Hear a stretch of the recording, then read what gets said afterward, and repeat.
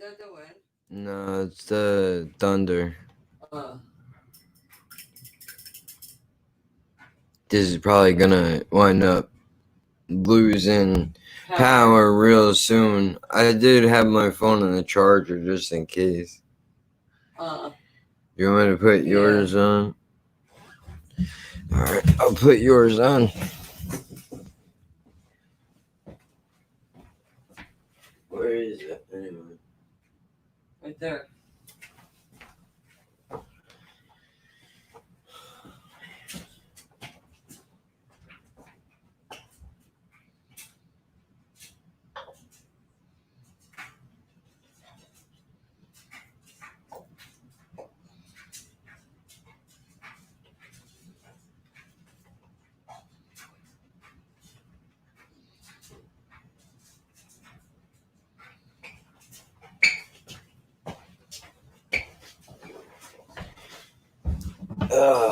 Alright.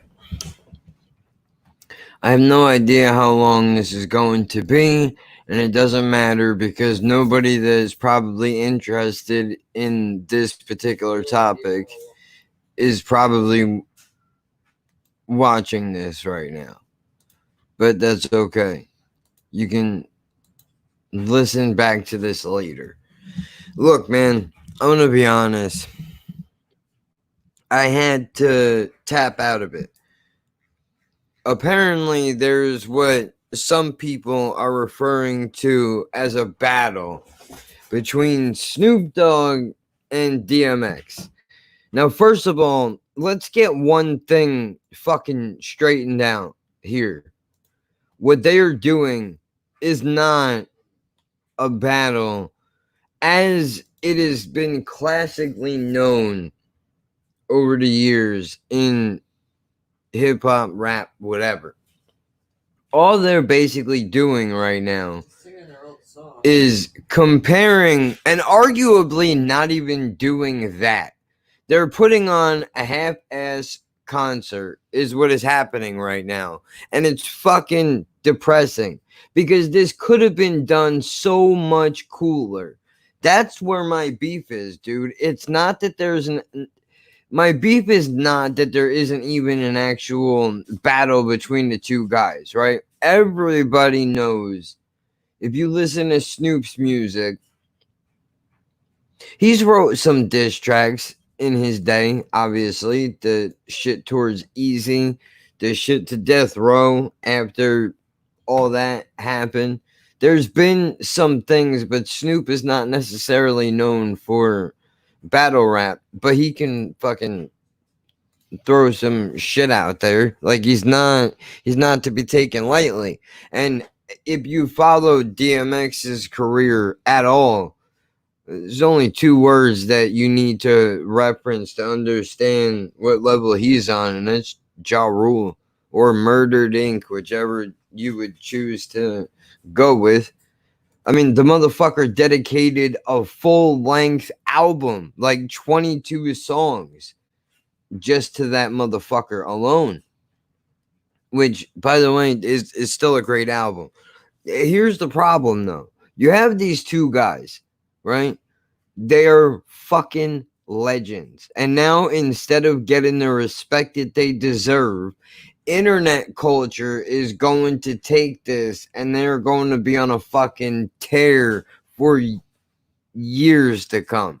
I mean, you can see it even in the comments section, unfortunately, and that's because I think a lot of these people are ungrateful. They don't understand what these two guys have done for rap music. Swiss Beats couldn't even get the DMX instrumental, and he's the co-founder of this show. Hold on.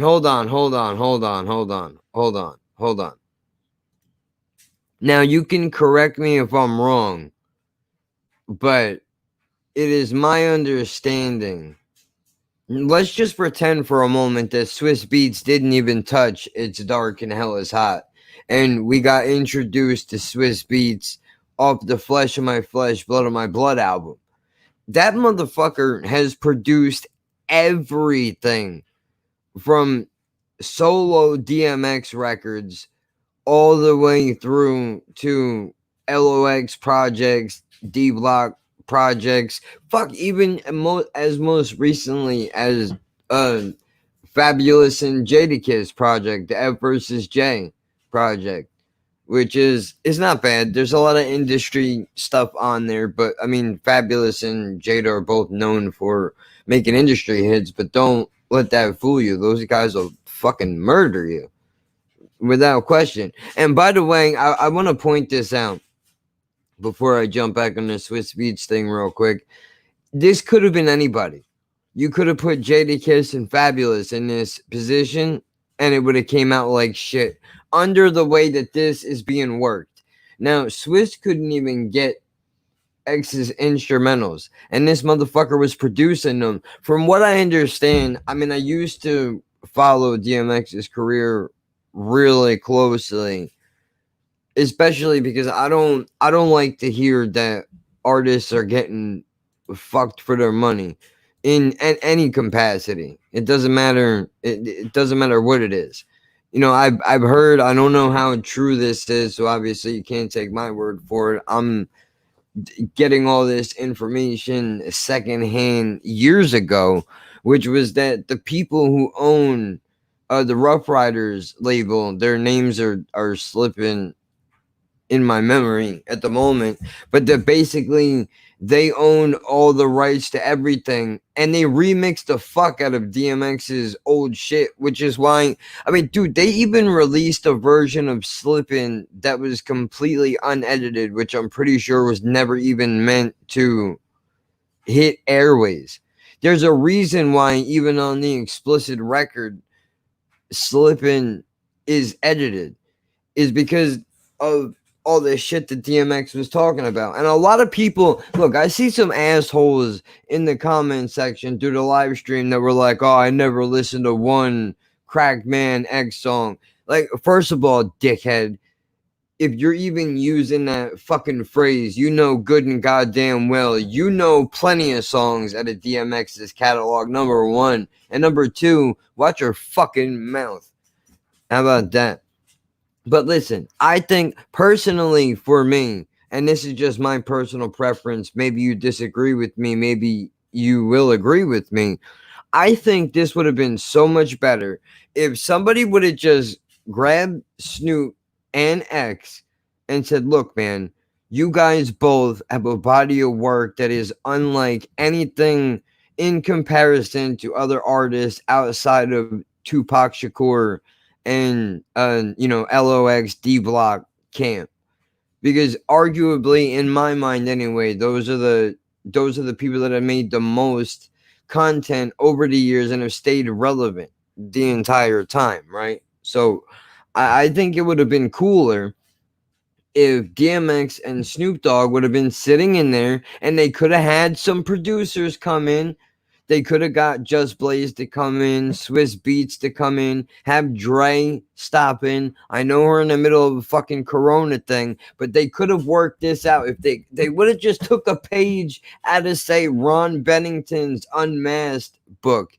If you're not familiar with what I'm talking about, Ron Bennington is a stand-up comedian who has a show, a Sirius XM called The Bennington Show, and he does a show called Unmasked, where he will pick a comedian or somebody that is famous, and they basically will do like the old school VH1 behind the music type of deal, except it's with, comedians or movie stars or whatever, mostly comedians though. And they go over everything. Sometimes they'll bring other people in that are related to stories, and it comes together. It's really nice. It's like a complete picture, and you get to hear these stories in a way, like maybe some of them from previous comedy bits, but when you actually get to hear the story without it being chopped up specifically for the stage, it brings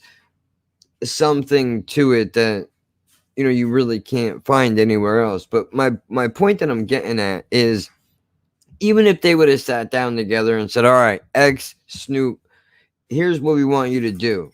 You guys both, look, Snoop you are when people mention the West Coast, I dare you to think of somebody that is more well known than Snoop Dogg.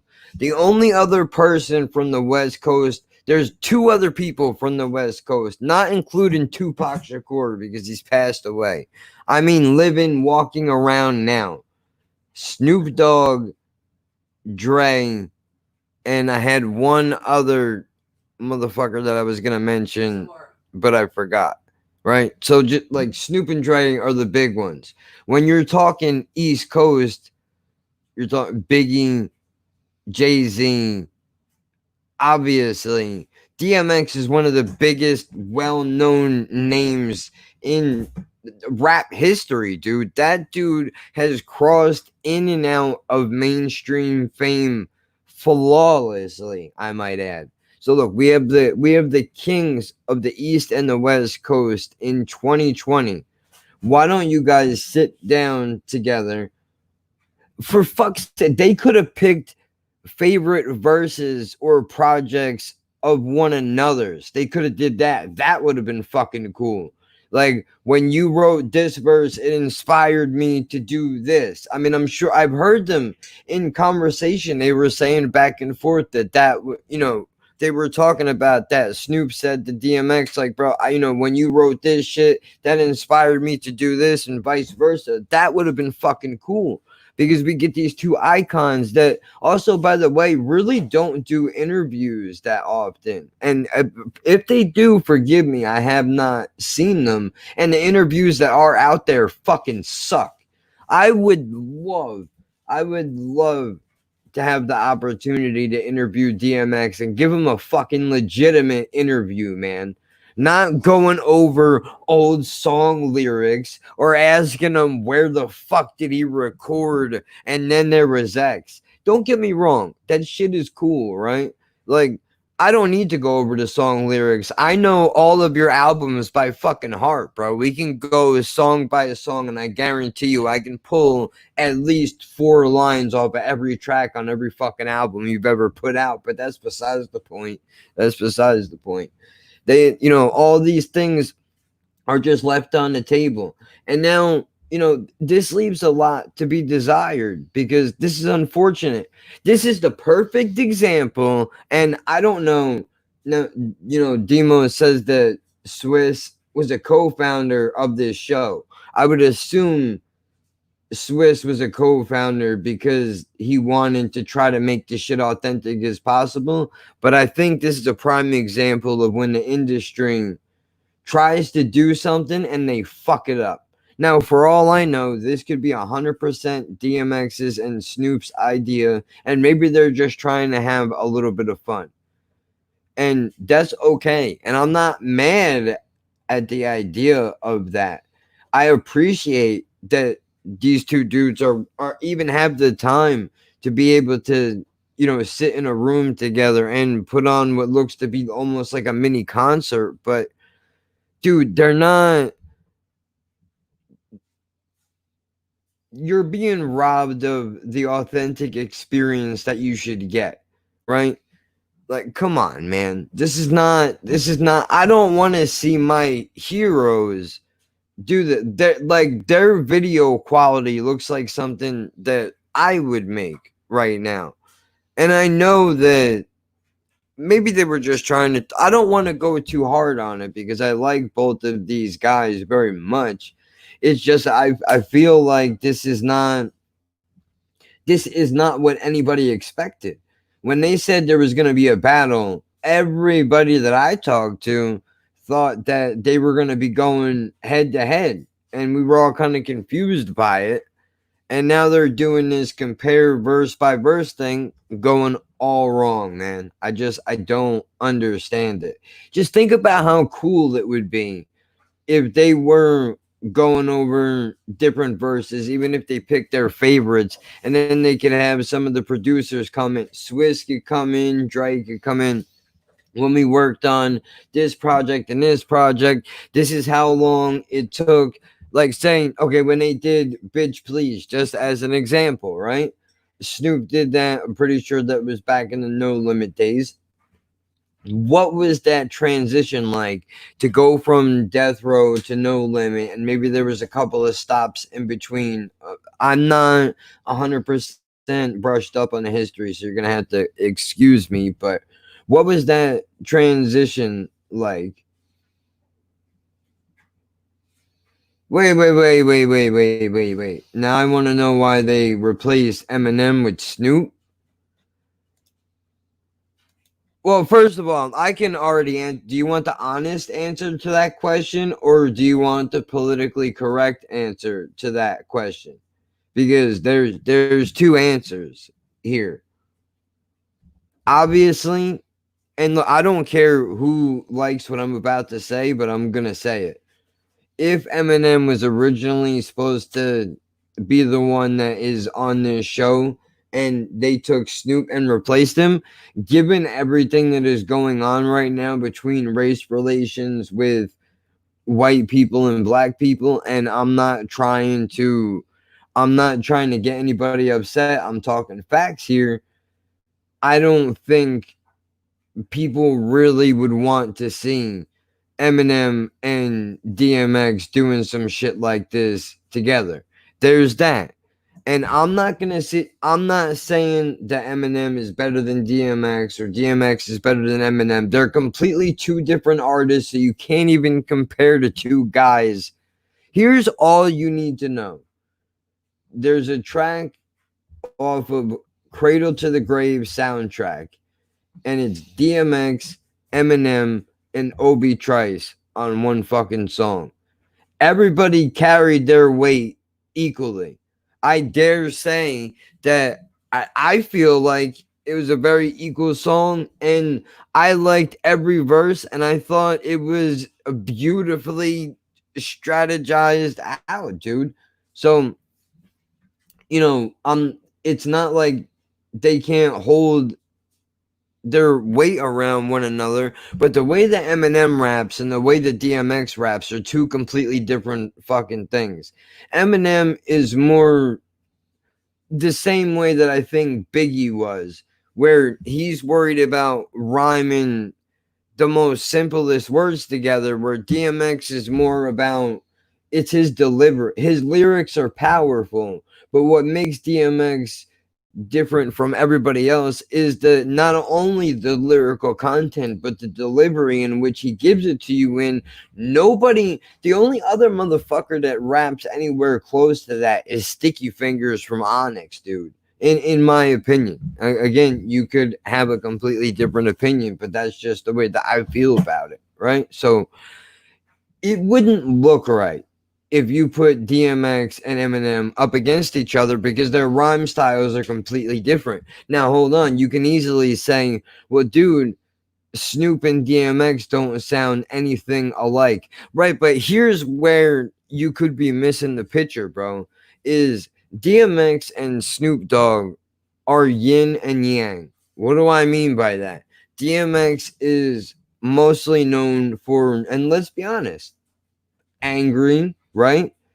To the point, but also has the ability to completely flip it and show a softer and more compassionate side to his personality and talk about the guilt and everything that comes along with the shit that he has done in his life, whereas Snoop is way more laid back. I would actually argue the most angry that I've ever seen Snoop in my life, and granted, I don't know the man personally, outside of his reality show when his wife told him that he couldn't have fried chicken when he was hanging out playing video games in the garage trying to sneak that shit. I don't know if anybody remembers that, but he was pretty mad then. But at the 95 Source Awards, I was listening to the Broad Street Breakdown earlier today, and they brought up how crazy it was that Snoop came out and was like, oh, so y'all don't got, the East Coast don't got no love for Snoop Dogg and Death Row? That's the most angry I think I've ever heard Snoop. But if you know Snoop's music at all, if you've seen him on the roasts, Comedy Central, laid back dude, doesn't do that. So I think DMX and the Snoop Dogg complement each other in such a way that a lot of other artists don't necessarily, they don't do that. So that's again why this is really kind of a bummer, man. I know, could I have done it better? It's easy for me to sit here and Monday morning quarterback my way through this show, having never produced anything of that caliber. I mean, for Christ's sake, look what I put out earlier today.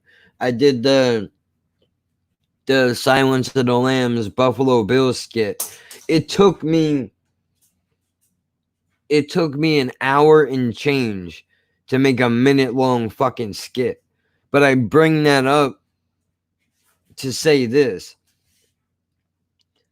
I've never produced anything in my life before I started doing the podcast, but I dare say that I have a little bit of knowledge. I know my way around. I definitely do need to improve my knowledge here.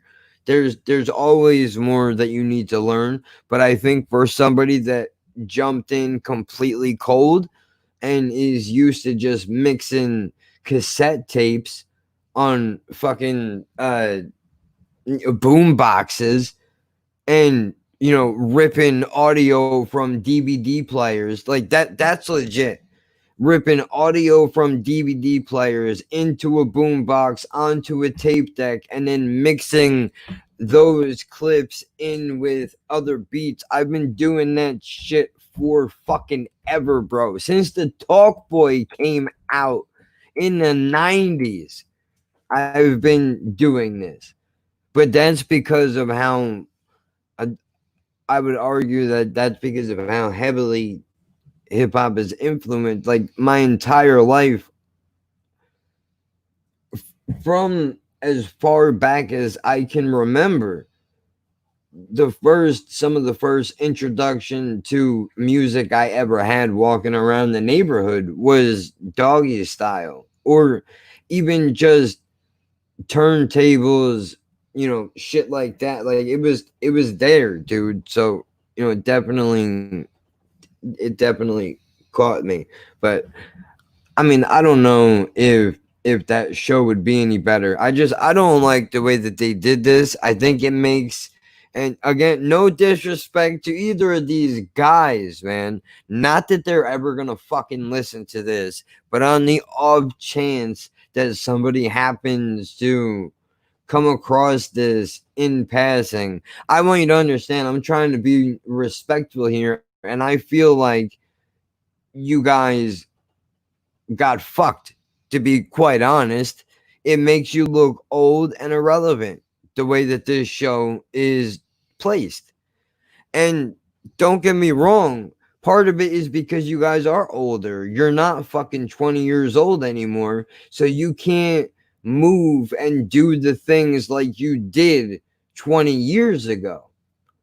But that doesn't mean that we still could not have gotten a fucking fantastic show out of this. And I am, as a fan of rap and hip hop music and DMX especially. I mean, right in, dude, how deep I was in this shit, bro. I used to listen to the back when It's Dark and Hell is Hot and Flesh of My Flesh was out, just listening to the songs and copying the lyrics down in a notebook, trying to figure out how the structures of the songs went and what was the thought process that went into making them. To fast forward all this time and now to see this, which clearly it could have been done better. It's upsetting because it just shows you that the people that are involved in the industry don't give a fuck about the music. All they're concerned about right now is how can we get eyeballs on this thing so we can get sponsorship.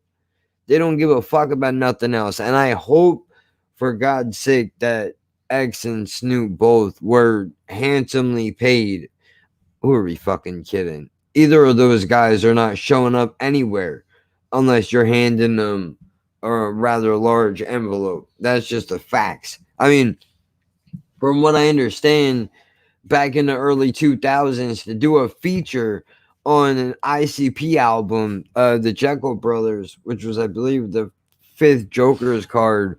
I think Violent J wrote in his book Behind the Paint that it cost, I think, ICP $50,000 to get a verse from Snoop Dogg. But even though it was the most simple verse that I think Snoop has ever probably written in his life, and Jay wrote this himself in his book, and I will quote it because I remember it exactly, where he said, basically when they said 50 grand, we were like, dude, that's fucking crazy, but it's Snoop, whatever. And then we get this verse, and he opens up with, look up in the sky, it's a bird, it's a plane, it's the big Snoop Dogg fucking with the insane.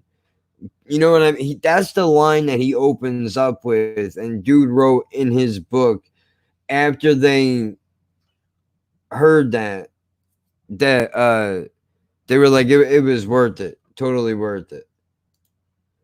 Let's not spend too much and have them play songs we already paid for. Well, you know what? That is actually a very fucking valid point, because I did notice that they are being really selective with the songs that they choose.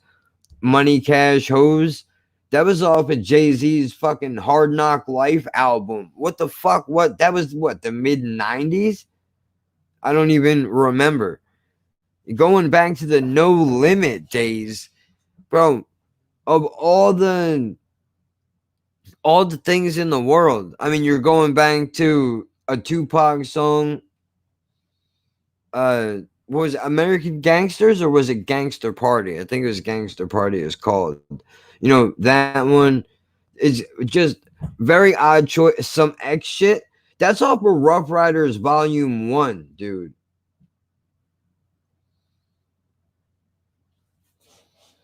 Oh shit. Friggin' Saturday just broke my laptop, so I'm really not in the mood to do anything, to be honest. Well, how did you break it? What happened? And that's all right. The podcast comes out on Saturdays anyway, so there'll still be content going up on the channel. But that fucking sucks, dude. We were, for anybody that's not aware, if I may divert into my own little corner of the world here, of a recommendation from Demos, the man responsible for the fucking sick thumbnails on the channel. You're welcome for giving your eyes something to look at every Saturday. You're not gonna find artwork like that anywhere else. At Demos 9000 on Instagram. If you want your fucking page to look right, bro, you better go and hire this motherfucker. I don't know what you're doing, dude. Don't you don't need to go on Fiverr. I'm giving you the guy right now. Tell me about it. Everything is on it, and now I'm fucked. Too stressed to even sleep. Well, what happened when you say it broke? Do you mean like the screen is broken and you can't see it anymore? Like, what happened? Maybe there's a way that we can try to figure out if we can get you patched up. But we were planning on doing a watch along for kung fu movies. Given that he's from England and I'm over here in the States, in Jersey, it's a cool idea. Go over kung fu movies, talk about some of the ways that we have both been influenced and or affected by these type of films that come from a part of the world that we really don't even know much about, but everything is so affected by karate and kung fu and jiu-jitsu, especially now with MMA and everything else. that was the plan. This Saturday we were gonna do a live stream watch along with the movie, but his laptop is busted up, so that means that's not going to happen. I mean, obviously, it's a project that could be done at any point. Won't let me use the inbuilt mouse thing. Ah, okay. Tried to clean the scroll thing. I don't know what it's called. I know what you're talking about. The deal in the middle of the mouse. And I used shower gel, but was more on the tissue I used to clean it with, and now it's all fucked. Oh, dude. Well, wait a minute. You should be able to plug in a USB mouse, and that should override the built-in one that you have on your keyboard. Because I actually have that issue with the laptop I'm using right now, where I can't use this. And this laptop is a touchscreen that is cracked, so I got hit double. But I got a Bluetooth uh, mouse thing, and that seems to override it, so it works. Hopefully that will work for you. But for now, we put the show on hold, and we can uh, go back into that. Besides, I got so many fucking things going on right now, dude. I'm doing a live, not live show every day. It's not edited. It's it's pre-recorded, but it is and it isn't. Basically, what happens is I come in here at some point in the day, I hit the record button, I start talking about whatever, goes for about a half hour, and then I just upload it. I can still do it on the tablet and for a Saturday, but I'm so fucked up that I really don't feel like it. Dude, like I said, the movie's not going anywhere, man. You know what I mean? We can push it off. I wouldn't want you to do it when you don't feel like doing it anyway, because then the show is gonna suffer. I don't need you, and you don't need you sitting. We're trying to do this fucking show, and every couple of seconds you're looking over at your computer. Fucking shower gel, piece of shit. Can't even clean the goddamn thing properly. Now I don't even have a goddamn computer. Can't even think about this fucking stupid movie. All my fucking shit is on there, dude. I don't want you to do all that. You know what I mean? Just take a breath. Not a big deal. We got other shit going on. We'll get there. We'll get there. There's no need to rush, dude. I have more than enough content on this channel. To be completely honest with you, I have too much. People are not even watching what I'm doing. I'm putting so much shit out, dude. It's fucking ridiculous. I've taken a 2-week break off. 2 week. This is the first time in since I think fucking April that I've taken any time off of doing shit. And I just started doing shit today. So yeah, man, look, we'll push it off. We'll come back to it. Not a big deal, not the end of the world. We'll figure it out. You know what I mean? So I'm not concerned about it. It's more important that you get your shit fixed anyway, because you got your whole life on there. And besides, it's not like you haven't made appearances on the channel before. There's easily stuff that people can go back and they can listen to. We did a Christmas special, or for those of you that are in the UK, well, I know Boxing Day really doesn't have much to do with it, but I think that's the equivalent to what Christmas is to us for you. Even though it's a different time of the year, I think it's been a while since I looked at it, but still, I mean, you can go back and watch all that shit. We've covered a lot, dude. OCD, a lot of different shit.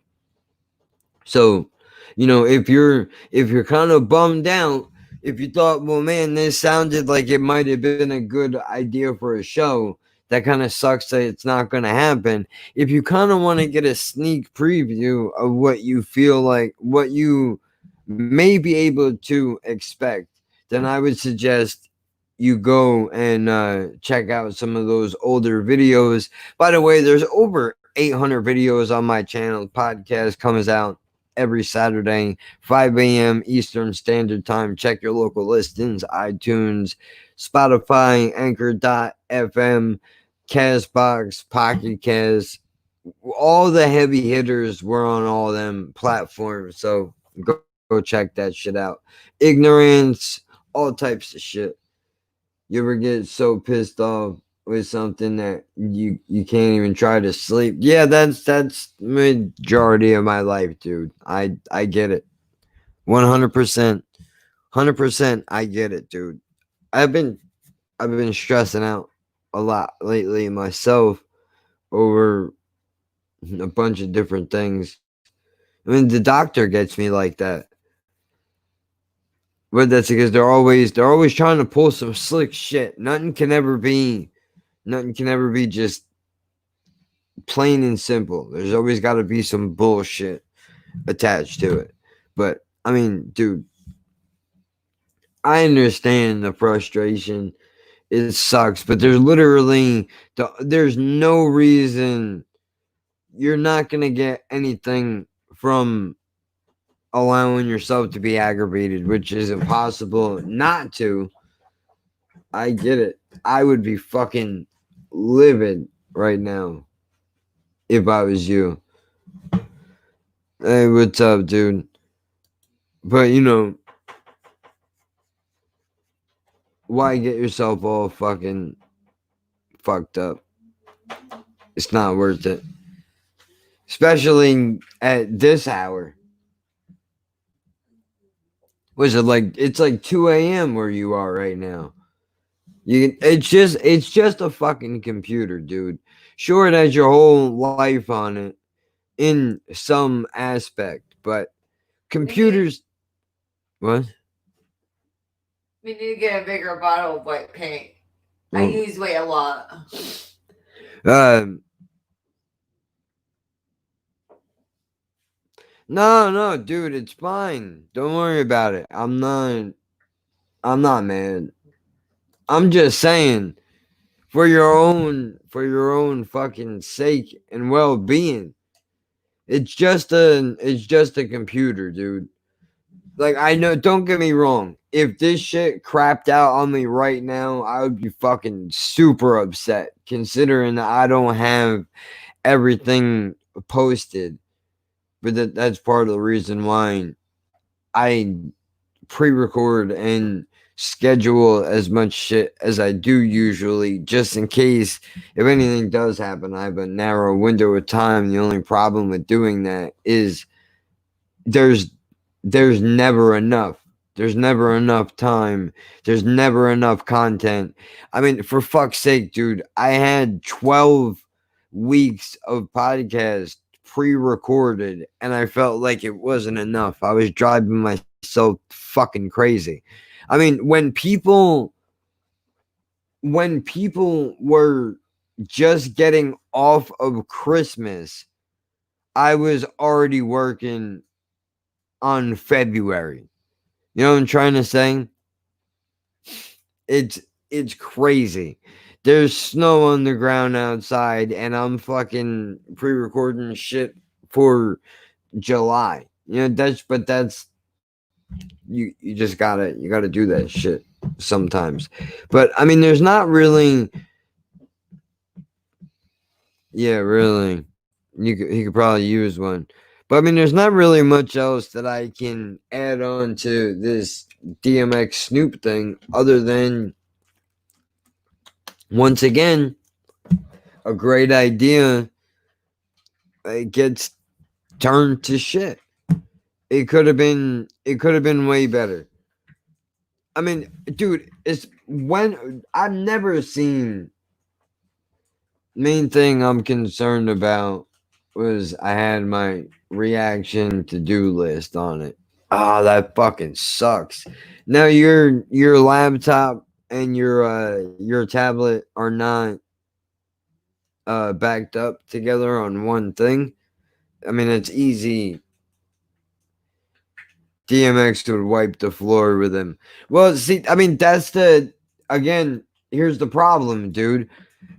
In a perfect world, DMX and Snoop Dogg would never fucking battle because they're way too different. I mean, sure you can say the same thing about Tupac and Biggie, right? Like they're two completely different rhyme styles. Or I mean the list goes on and on, but like I said earlier, I don't think Snoop is not really the battling type. He's put out diss tracks before and they've been heavy. It's just not that's not his go-to that's not his go-to thing. Whereas DMX doesn't seem to be has Snoop ever had beef? Well, the one beef that he did have, he's like Andre 3000, way too relaxed. Yeah. Well, dude, he did have. Obviously, we all know about the beef with Easy, but that was courtesy of Dre. He had beef with Suge Knight because he did put out a couple of diss tracks on Suge.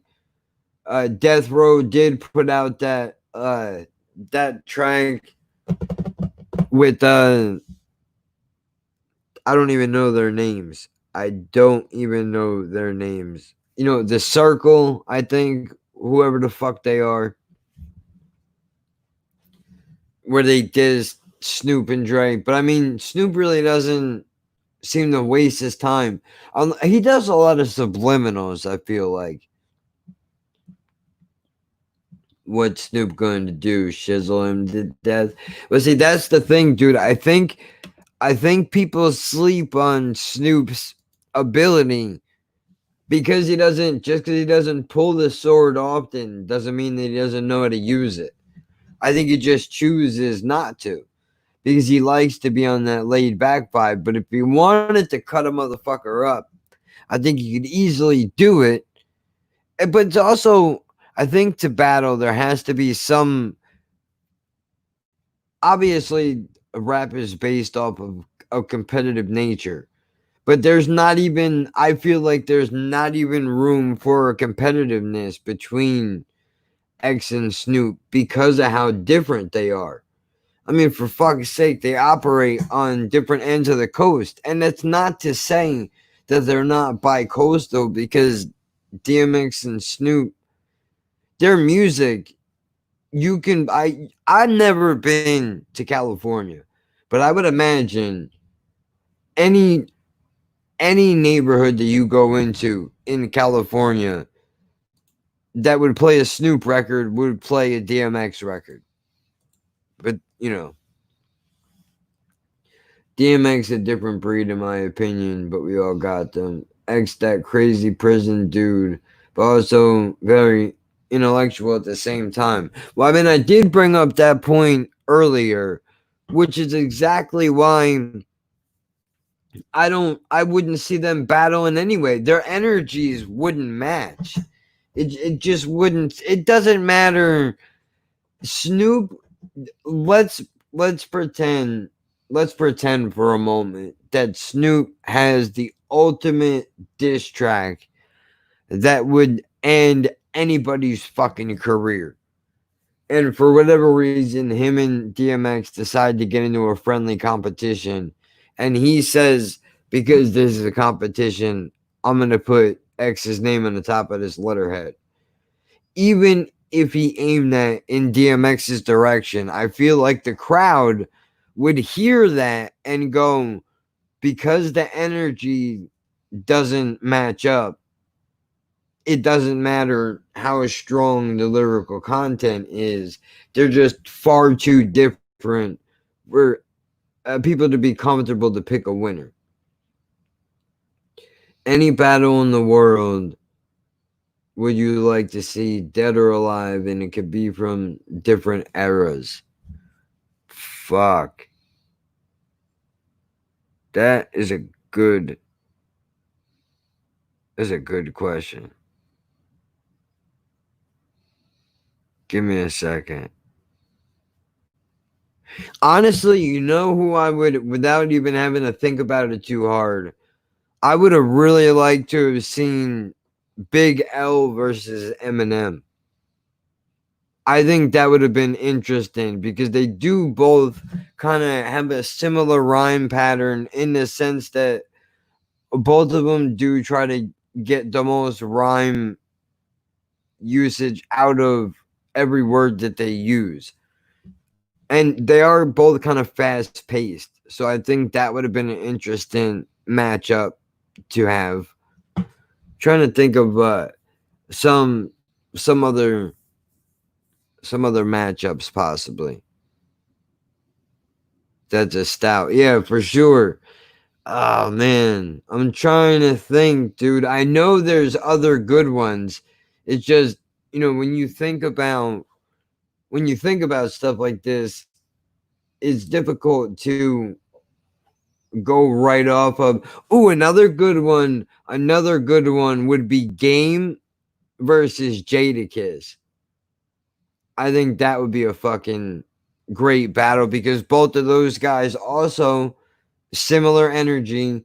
Even though Jada's from the East Coast, he could easily he could easily blend in on anything West Coast, down south, doesn't matter. And Game can do the same shit. He's done it, he's proven it. They both have. I think that would be a good battle. Uh Diabolic and Cannabis, I think would be a good battle, but that one would have to be there would have to be a warning label on that one. Simply because the way that those two guys, the way that their rhyme styles are, they're so wordy that I would be afraid that they would put a lot of the crowd to sleep. At least because, but let's be honest, most people that listen to rap and hip hop now don't don't appreciate lyrics the way that they should. Okay, if you haven't heard of Diabolic before, they're okay. You know what? I say go with this.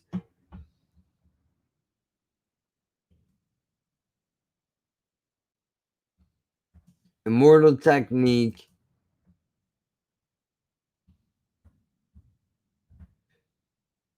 Immortal Technique, Goonies Never Die.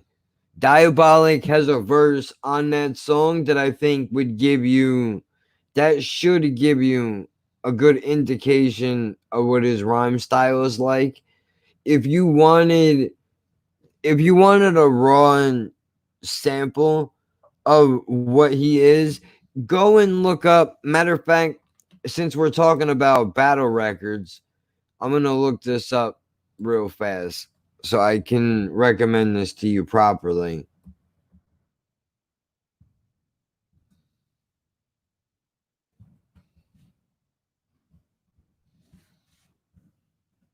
Okay. Now I'm gonna link this.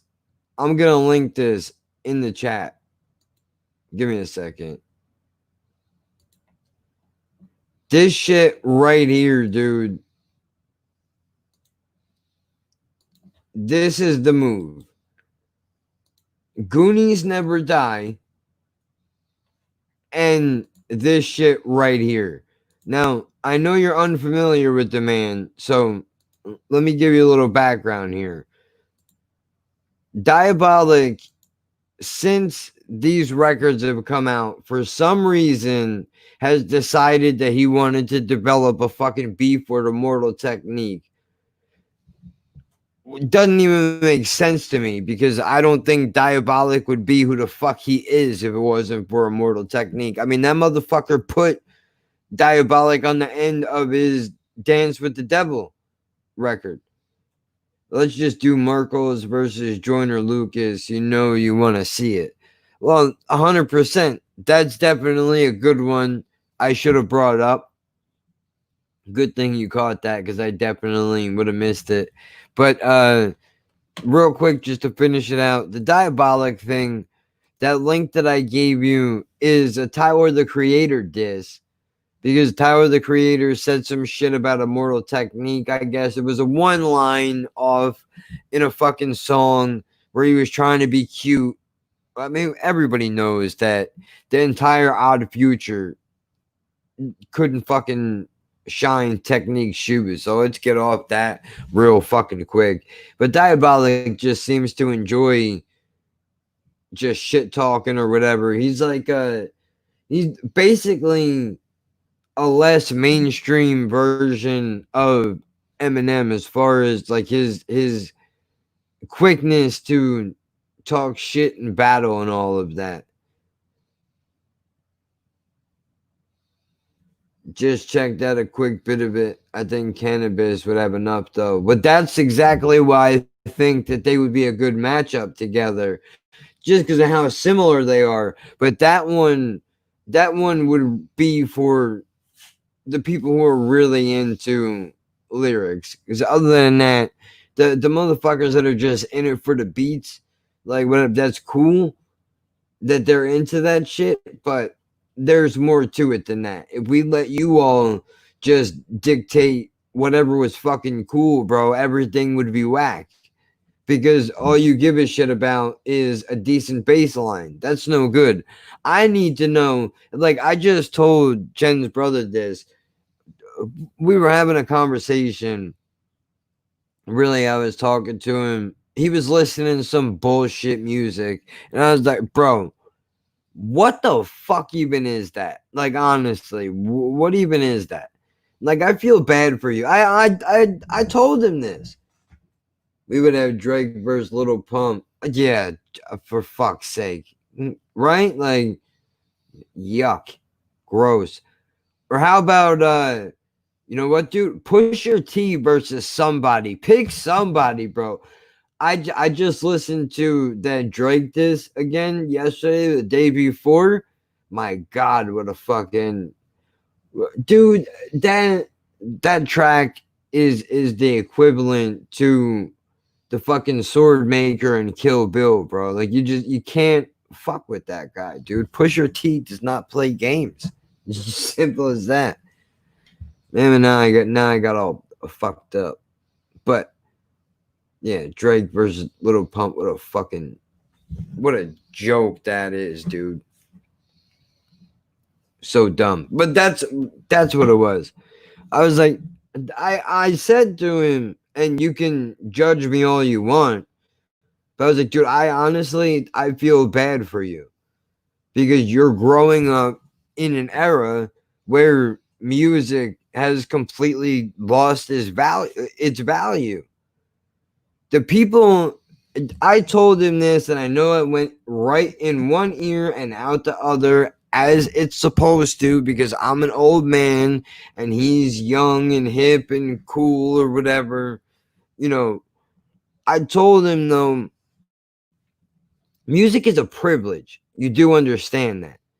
And what I mean by that is what you're doing by you taking an artist and listening to their music, that is a privilege to you and to the artist that you would take the time to listen and that the artist would take the time to make something for you to listen to.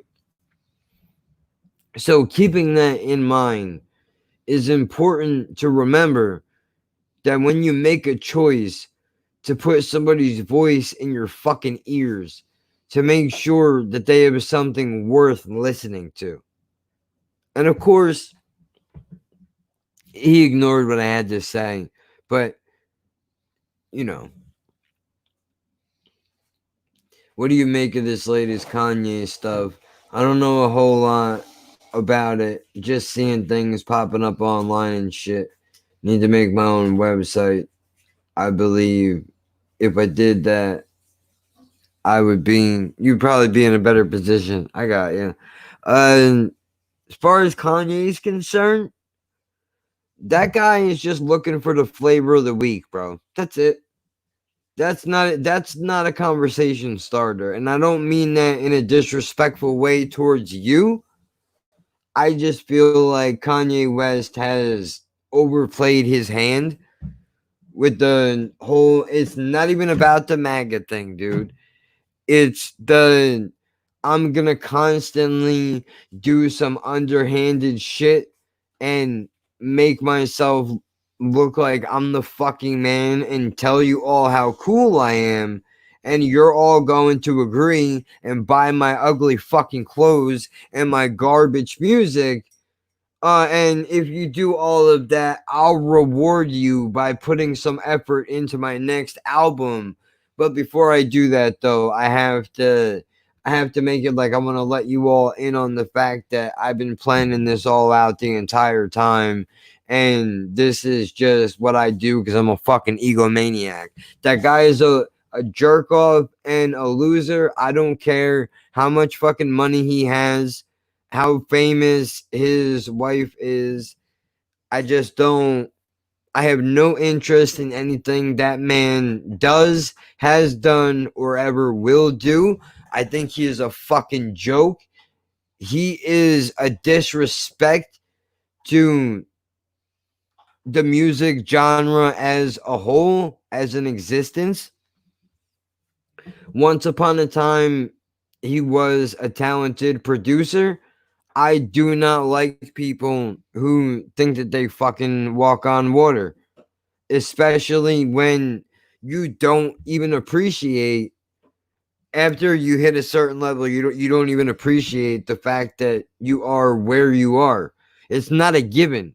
Nobody fucking hands it to you.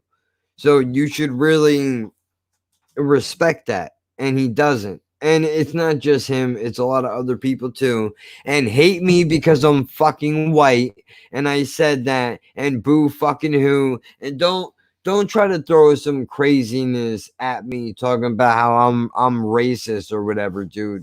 I've been a fan of hip hop music my entire life. You don't have to agree with my opinion, but you will respect it, just like I would respect what your opinion is, even if it is the complete opposite of mine, because that is the purpose of why we have these conversations. But I need to make my own website. I think if I did that, I would be more motivated to make music again and just sell it on there rather than iTunes, etc. I wouldn't even promote the music, to be honest. Put it on the website.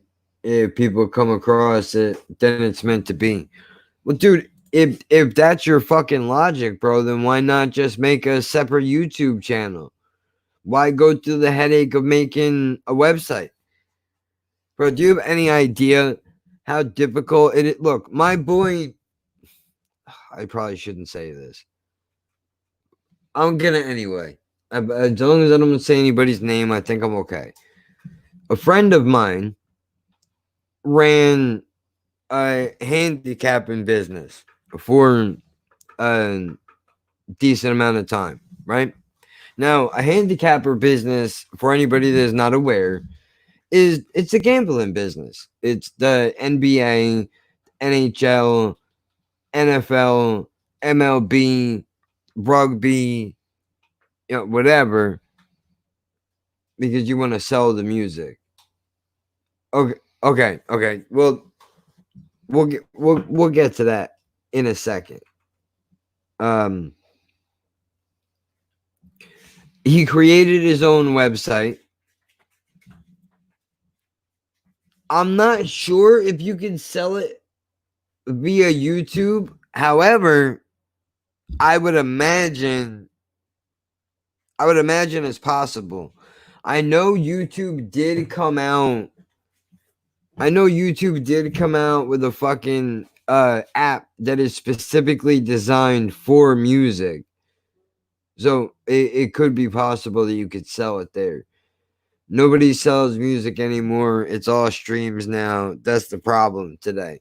I mean, I do see artists that like Stylus P just dropped Ghost Your Enthusiasm, and he does have, I believe he does have a link to be able to go get a copy of his album on the internet, even if it What is are you doing?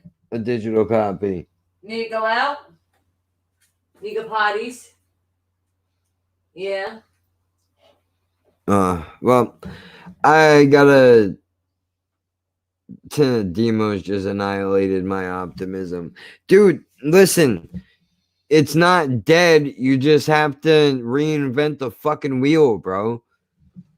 Look, you put it on iTunes, whatever. We'll look into this. If this is really what you want to do, get the fuck out of here. You used to rap? Well, all of us are fucking losers, huh? I used to rap too. What a terrible fucking idea that was. Although, I mean, supposedly, I almost got a deal with a record label out of Georgia. But I honestly think they were making fun of me. That's all. But, I mean, I can write like a motherfucker, dude. So fuck them.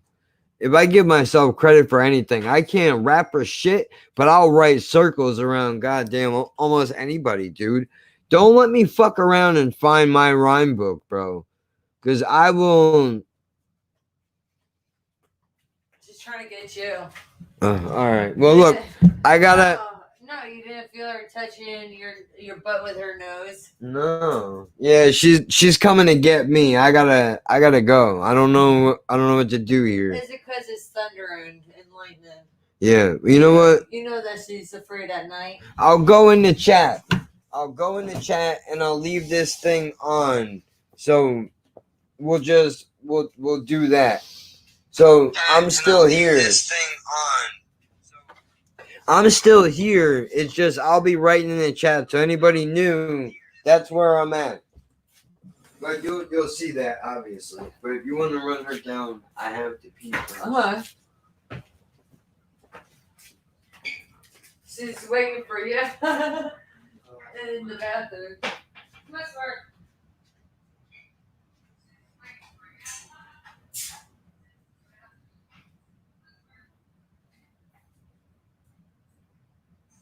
I guess you don't have to go that bad.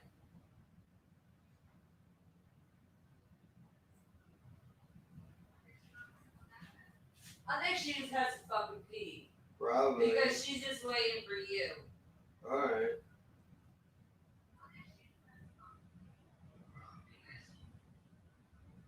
I guess you don't have to go that bad. Here. What? Yeah, but you know how she gets You little chicken shit. Yeah. She's going to the bathroom for you.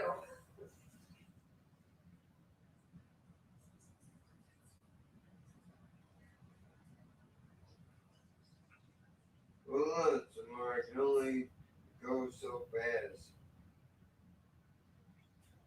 And you can't hold your peeings, then you get kidney stones. I should know all about that. I only fucking had them like 4 times. Samara. Leave it.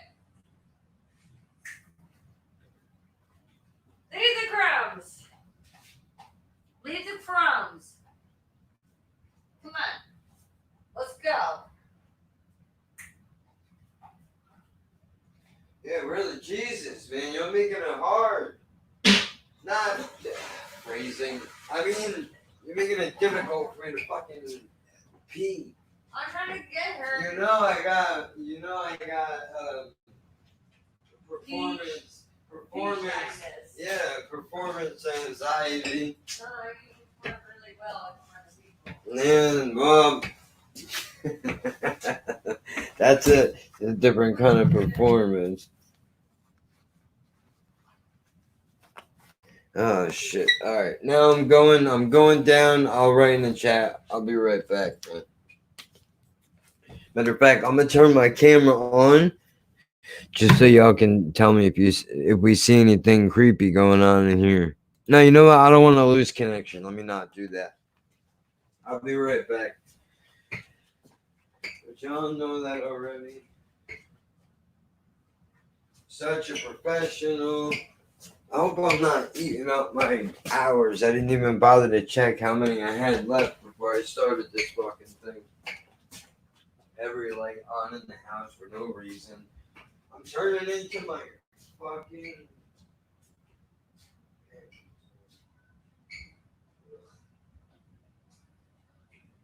Did she seriously take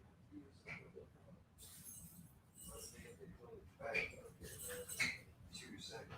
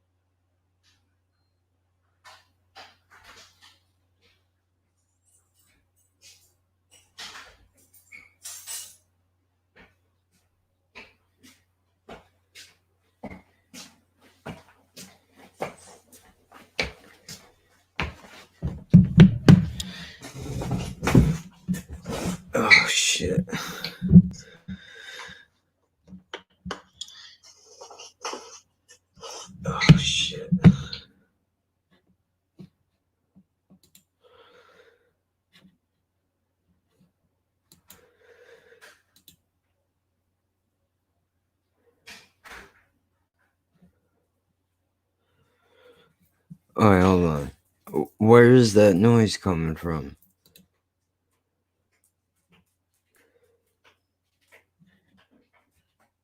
That sucks. All right, now I think it's done now.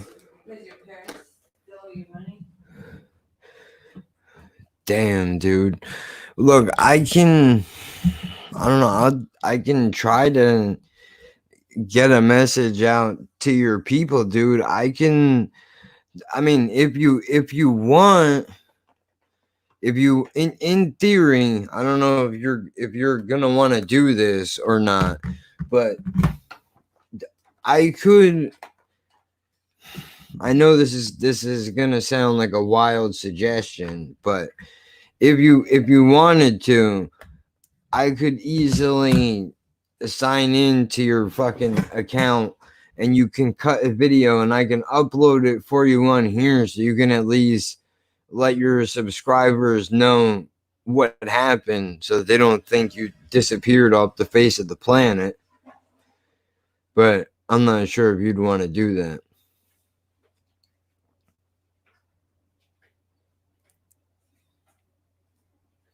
I mean, at the least, you could probably hop on Instagram and put a little video just to let everybody know what's going on. Because that sucks that your whole shit is just kind of screwed now. That sucks. But I do think that's kind of wild that we all have attempted to try to rap at one point or another. That was my shit, dude. But I knew that I was never going to be able to do shit like that. Honestly, I threw the mumble rapper idea out just fucking around, but honestly, I was thinking about it and I don't know, man. Like, I was so into the idea of trying to record music and shit, but I think this is probably the better lane for me to be in. I do have old rhyme books around here somewhere. I think it would be interesting if one day, if we even went over some of them, just to kind of break down the content in them, the headspace and all that shit. Plus, it might be interesting. I mean, I don't know if that would be interesting to anybody listening. That would be kind of rough to be reading that shit, but I mean, it was a very big point in my life. I'm not saying I'm the best by any stretch of the imagination, but I do think I could give most of these people that are popular now run for their money as far as writing is concerned. But that's because I can actually, try to throw some shit together versus what they're doing.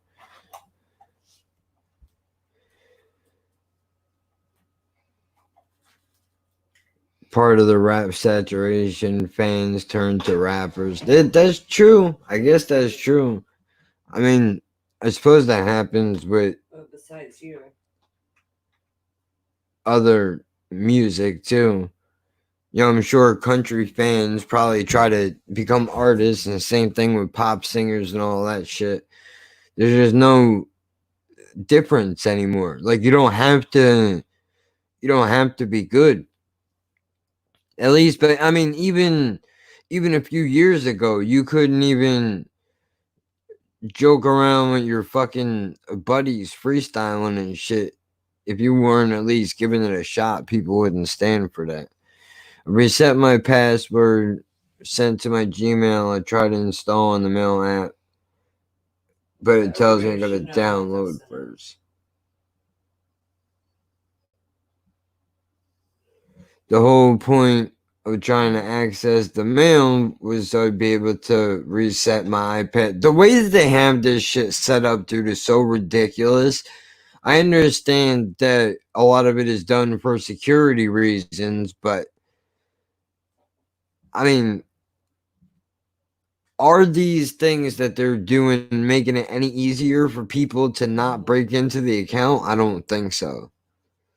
Because if they want to get in, they're going to get in. I mean, for fuck's sake, if banks can get hacked and they're supposed to be secure and safe and all that shit. What chance do the regular people have, since we don't have all this security and all that shit? I mean, of course, Express VPN advertisements are everywhere, but still not even close to the probably amount of security you would need to legitimately protect your information.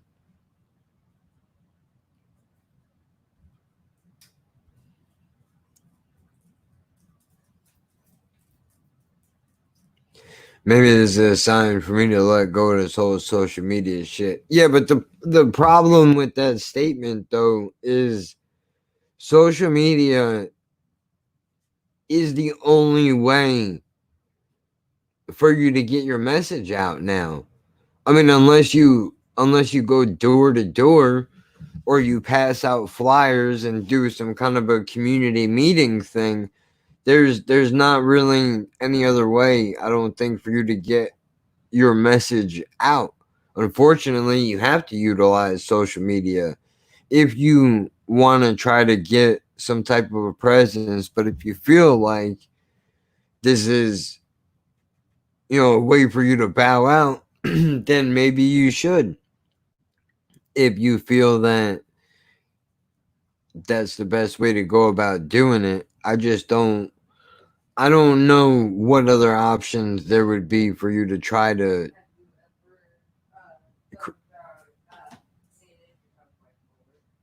create a fucking audience. It's tough, dude. But I mean, look, you put a lot of work in. So I mean, Seems like you're going through bipolar swings. it's not all the ways. I know it just sucks, dude. Especially because you probably don't have the money to replace it.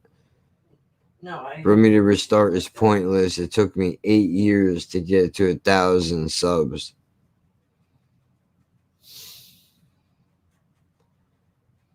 I shouldn't be upset about a fucking computer, but I am. Yeah, but dude, that is the lifeline in today's day and age. What do you mean? You know what I mean? Like that's the way that everybody communicates now, unfortunately.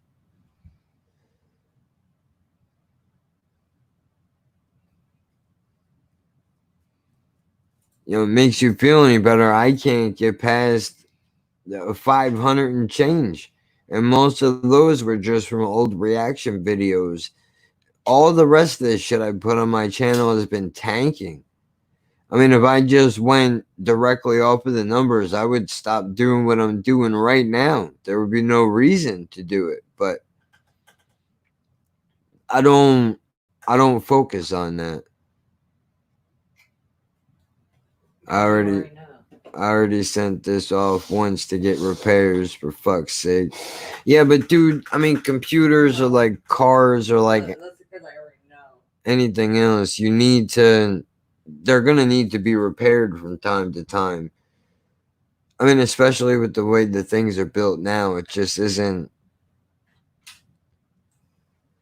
I had to go to the shop to get it done, and then it happening now for several reasons. Well, yeah, the mass thing everywhere. For one, money is probably an issue. For two, for three, computer repairs probably aren't on the top priority list of shit to get done unless you are running some type of multi stock share business thing. Then maybe, but I mean, well, if you don't do this, what are you gonna do? That's the question. How are you gonna maintain your sanity? I mean, you've spent this amount of time building this up. Where are you gonna go? Yeah. What are you gonna do? Yeah. You can't just sit around and do nothing all day. You're gonna drive yourself crazy.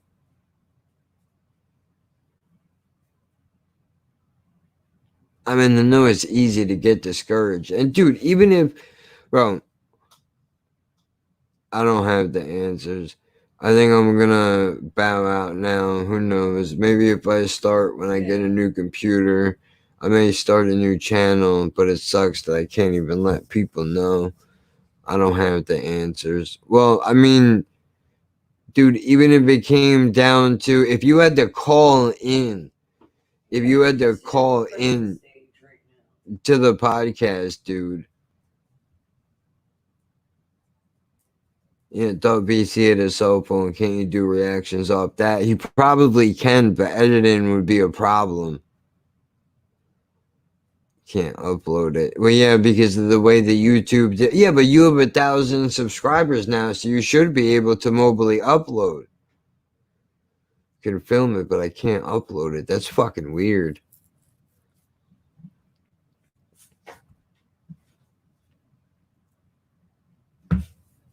I mean, dude, if you wanted to, if you needed to, you can even call into the fucking podcast, dude, and I can have you on just so that people know that you're still around.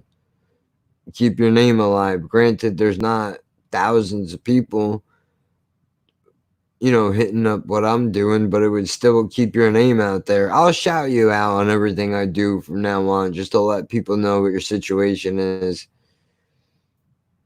Yeah, normally I just wait for it to pass. Just feel like it ain't meant to be honest. Too many fucking obstacles all the time. Yeah. It can be a long time. No, I get it. I get it. I feel that way. I feel that way about a lot of things, dude. Believe me. And I don't even talk about half of them. I would love to. I just don't even know. I wouldn't know where to start for one. Two, you gotta always worry about, hurting feelings and shit. Because if you're honest, and because even if somebody does something shitty and you just honestly talk about it, you're an asshole for talking about something honestly, and they're like, "Oh, why are you putting my business out in the street like that?" Like, dude, if you didn't move like an asshole, we wouldn't even be having this conversation. But anything worth doing in life, dude, is gonna have problems. That's usually, I mean, it depends, I guess, on how you look at it. You could say You have those issues. if you were a drug addict and something kept coming in the way of you using, then you could say maybe that's the universe's way of trying to get you to get clean and get off the shit. But if you're trying to put entertainment together, you're trying to put a channel together, and for some reason it just doesn't want to work, that doesn't necessarily mean that it's not meant to be. It just might mean that you might have to work harder to get where you want to go. And the question that you have to ask yourself is, how much time and effort are you willing to put in? Sure, you're 8 years deep, dude, but DMX didn't make it for the first 20 years. Snoop Dogg caught a lucky break on a Warren G album and became who he is. And Morgan Freeman didn't get hired for a job until he was in his late 50s or some shit like that. Where some people, the break comes at different stages of their life, so you don't know. Maybe this 8 years was just the groundwork that you were needing to put in, but you gotta figure out if this is giving you this much algebra to do it, then maybe it isn't worth it.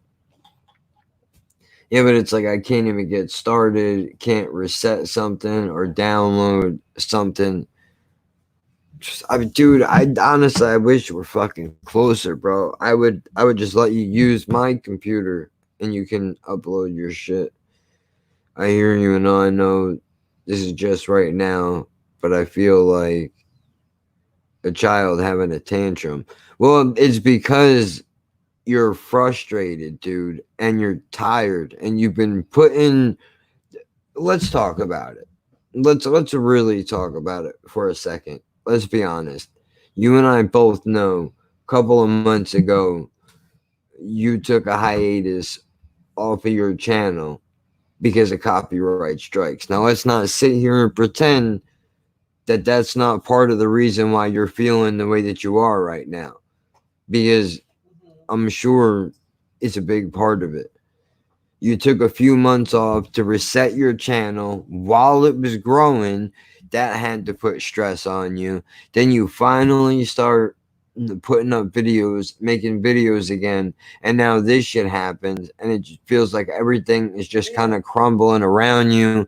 You haven't seen your kids probably as often as you would like, given the corona situation and everybody being stuck in quarantine for the last few months. Your emotions are going to be a little bit high. Yeah. That's just like what our normal. videos to you is none of his business. You know, these are normal things that you're feeling. I think it's just that it's amplified by the current situation of what is happening, and it might be difficult for you to be able to differentiate the difference between, as you said, throwing a tantrum and just overall being fed up and stressed out given the current situation. And this was just kind of the last straw that just kind of broke it for you. But you also need these moments so that you can be honest with yourself, and you can say that you feel like you're having a tantrum right now, but you're recognizing that. That's important. Yes. It'd be different if you were, acting like a fucking fool and being like, I don't see anything wrong with my behavior. That would be different. But it's not always easy to just correct what you're doing. It takes time. But dude, I don't know what the hell I'm talking about. I'm guessing at all of this just like all of you are. That's that's what it is. I don't know anything more than you, dude. I don't have the answers. Do you know how many times a week I think about quitting? Honestly, I have no reason to lie to any of you. During this 2 week period that I took off, I thought about quitting more now than I ever have.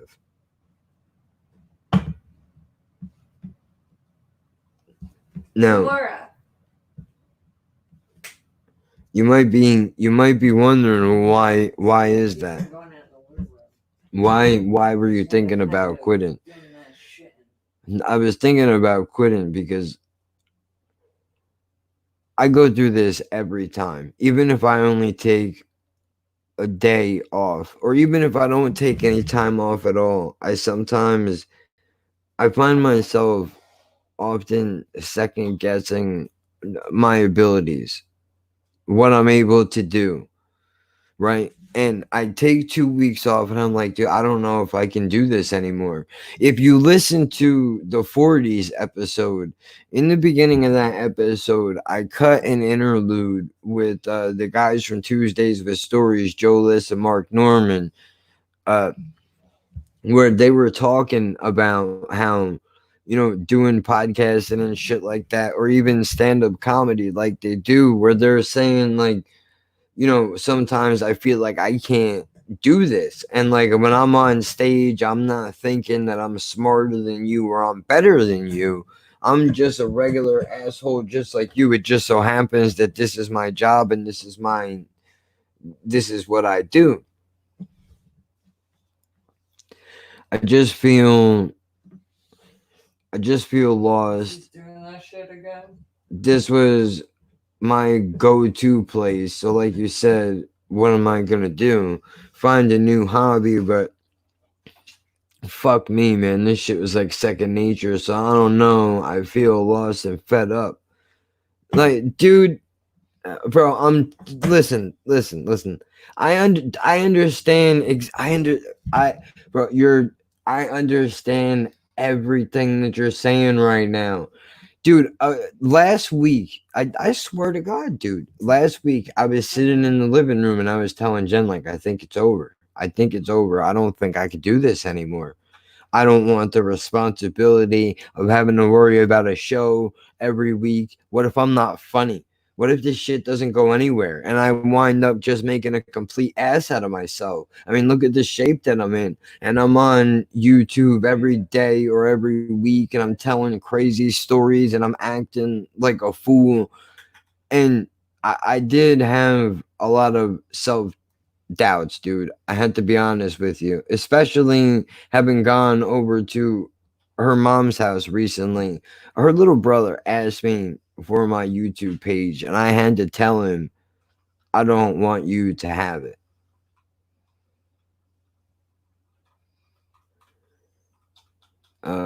Maybe I should focus on family more. Wait. Hold on. When Jack dies, I'm editing these audio bits as inspirational messages and make money off them. Make all the money, dude. God damn it. At least it goes to a good cause. Fuck. If there would be anybody that I would want to make money off of whatever I leave behind, it would be you, dude. You supported everything that I have done from the fucking beginning.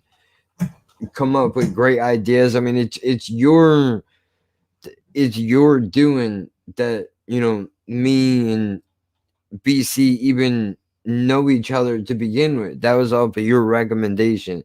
The only thing I would ask is that if somehow you happen to take the shit that I leave behind after I'm long gone, and it does wind up making a decent amount of money for some ungodly reason, just do me a favor and send an envelope to Jen every once in a while to make sure that she's taken care of. Other than that, I don't care. You can do whatever you want.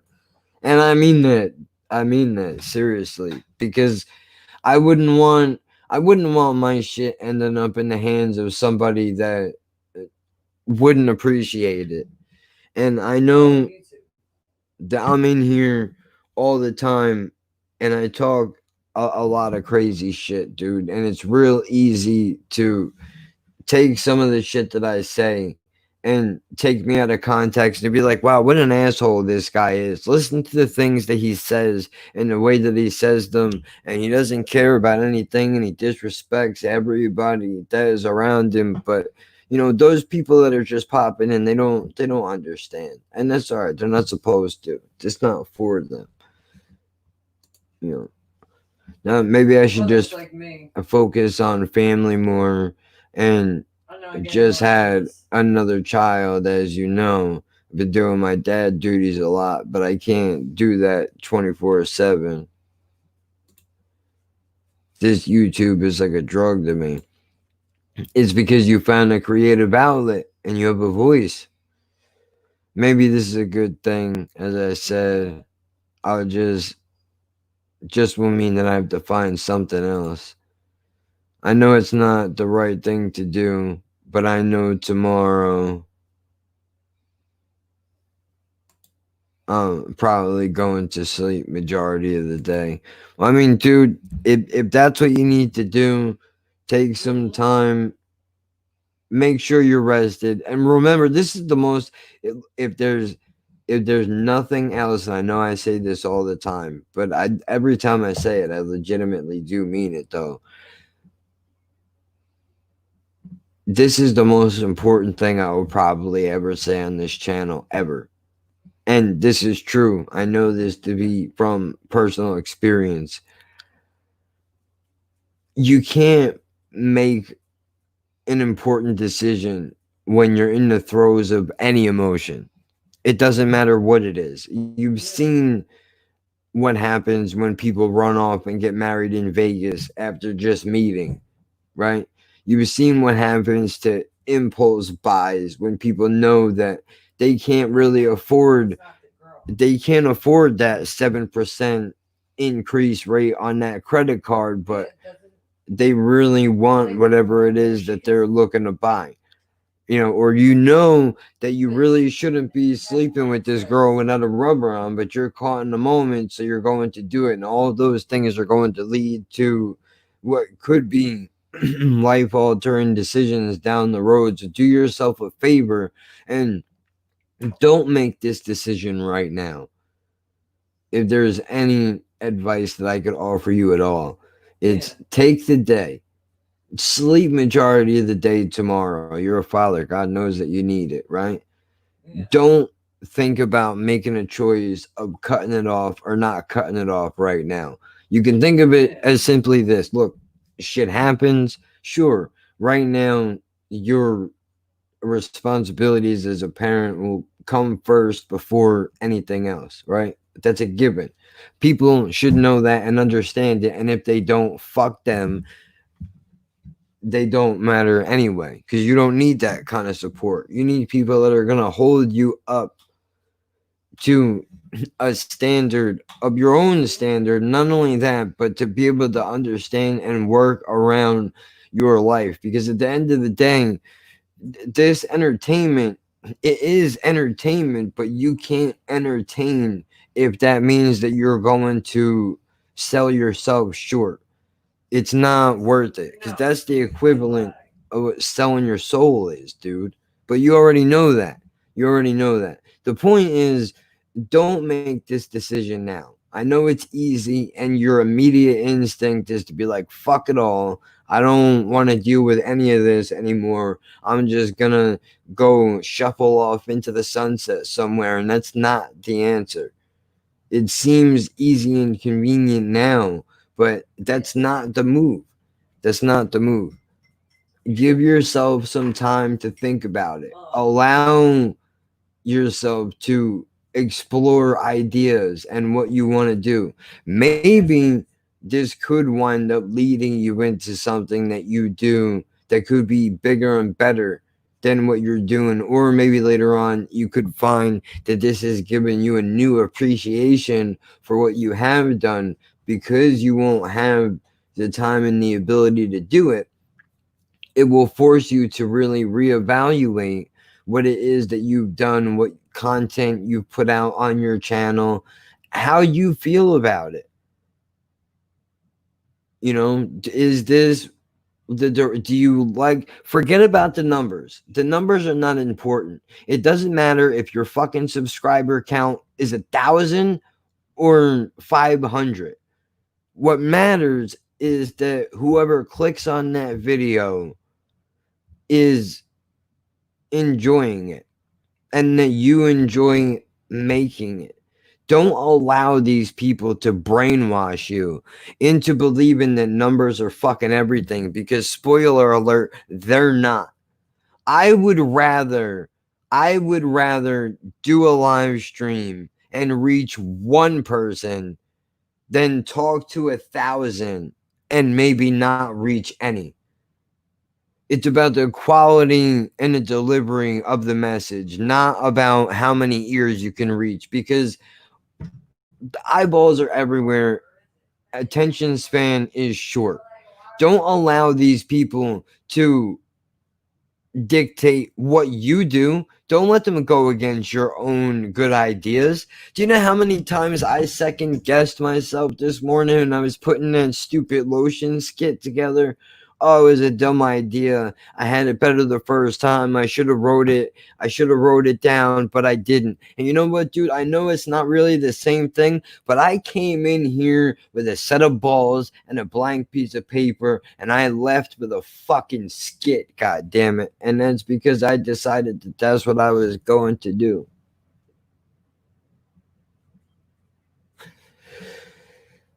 These things, oh, the thing is, even if I decide to start a new channel, it's going to be years. So even when the emotion pass is still fucked up, if you know what I mean. It is, but you're forgetting one thing, dude. You have a system in place here. You don't think that I'm gonna fucking support you? If you haven't looked on the channel lately, you can see that I've even cut promos with you.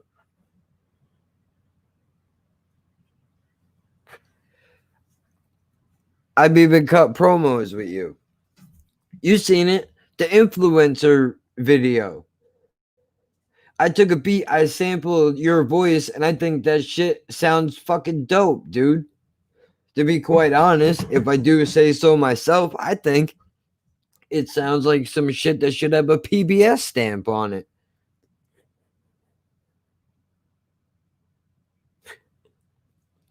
You know? But that's just my opinion. I shout you out all the time. Honestly. even when I'm not trying to. Choking on my own spit. Here. Jesus, I need a drink. It's called aspiration. Oh, you haven't heard it? Oh, you know you done fucked up now. You know you done fucked up now, right? Oh no, much. I can't believe you haven't heard this. This is so great. I get to have your legitimate reaction to this. And I don't mean in a YouTube way. And look at that. Look at that. Sam Roberts is live right now. Is Kanye really that crazy? Well, Sammy Brand Muffins, the Kanye is a dope. And, you know, you're feeding right into what it is that he wants you to do. But that's all right. That's your job. I like Sam Roberts. A secret between me and you, every live stream that he does, and almost not every Instagram post, but I sneak on there. Jim Norton calls him Sammy Brand Muffins. Now, every time I leave a comment on his channel, I say Sammy Brand Muffins in all caps. Because I left the stream and I forgot to get back to it when I left. You were trying to do the beats via YouTube. Well, yeah, I know I tend to go down rabbit holes. Dude, I'm not mad. I tagged you in it. If I'm mad about anything, I'm actually kind of upset that YouTube didn't alert you to the fact that I made some dope shit and you were involved. You know, and that doesn't mean, like, if you think this thing sucks, dude, just be like, bro, that's whack. And next time you're going to use my voice, I would appreciate it if you would run your fucking lame ideas past me first. I don't think you're actually going to think that, but you never know. Here you go. Here you go. I got it, though. Now I got MOP stuck in my head. You motherfucker.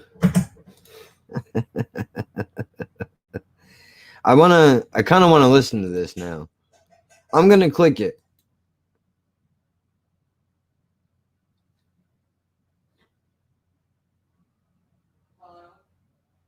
All right, I got it. I'm gonna mute my microphone and I'm gonna screen share this so I can listen to it along with you all because I haven't heard it in a while. Maybe it sucks now. I wanted to click on it earlier, but then I clicked out of it because I lost confidence in it. I was like, oh, I don't want to know. If it sucks, I don't want to know. I know I'm gonna regret that skit I did earlier later, but that's later. Fuck it, who gives a shit? Now, what was I going to do? Screen share, that's right.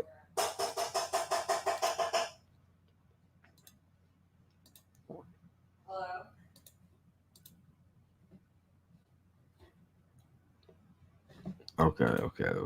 Okay. Now I gotta mute.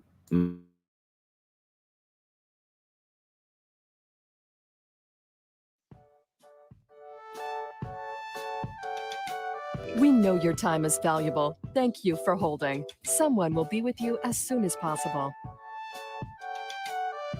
Hold on. I thought you were a leader. Leader? What does being a leader have to do with it? Well, as a leader, even when things feel really bad, they use something called influence for good. Influence?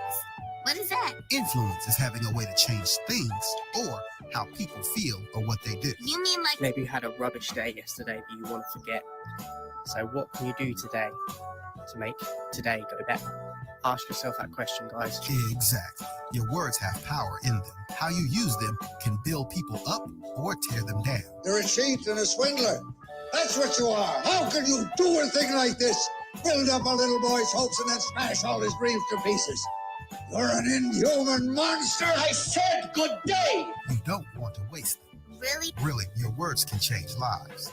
Be careful with the words you say. There's an old saying that sticks and stones will break my bones, but words will never hurt me. Yeah, totally. That is so not true, mister. Try to pay someone back with evil. Where do they come up with this stuff? Your words will influence other kids to join the revolution. So, did you get all that? What did he say? Leave your stupid comments in your pocket.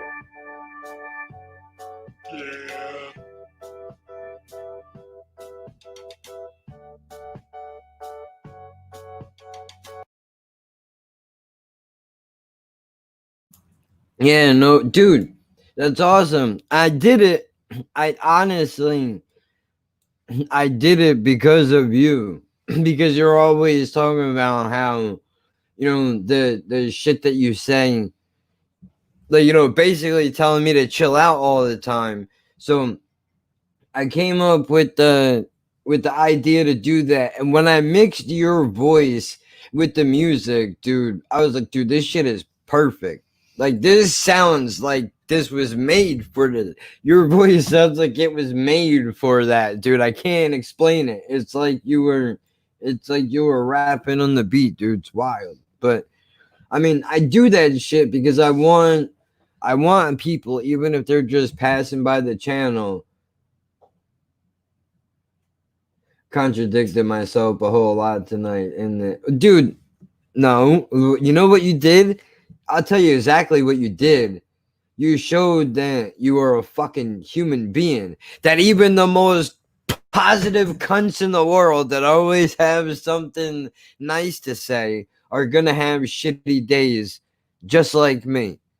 And I think that is probably the most powerful tool that you have.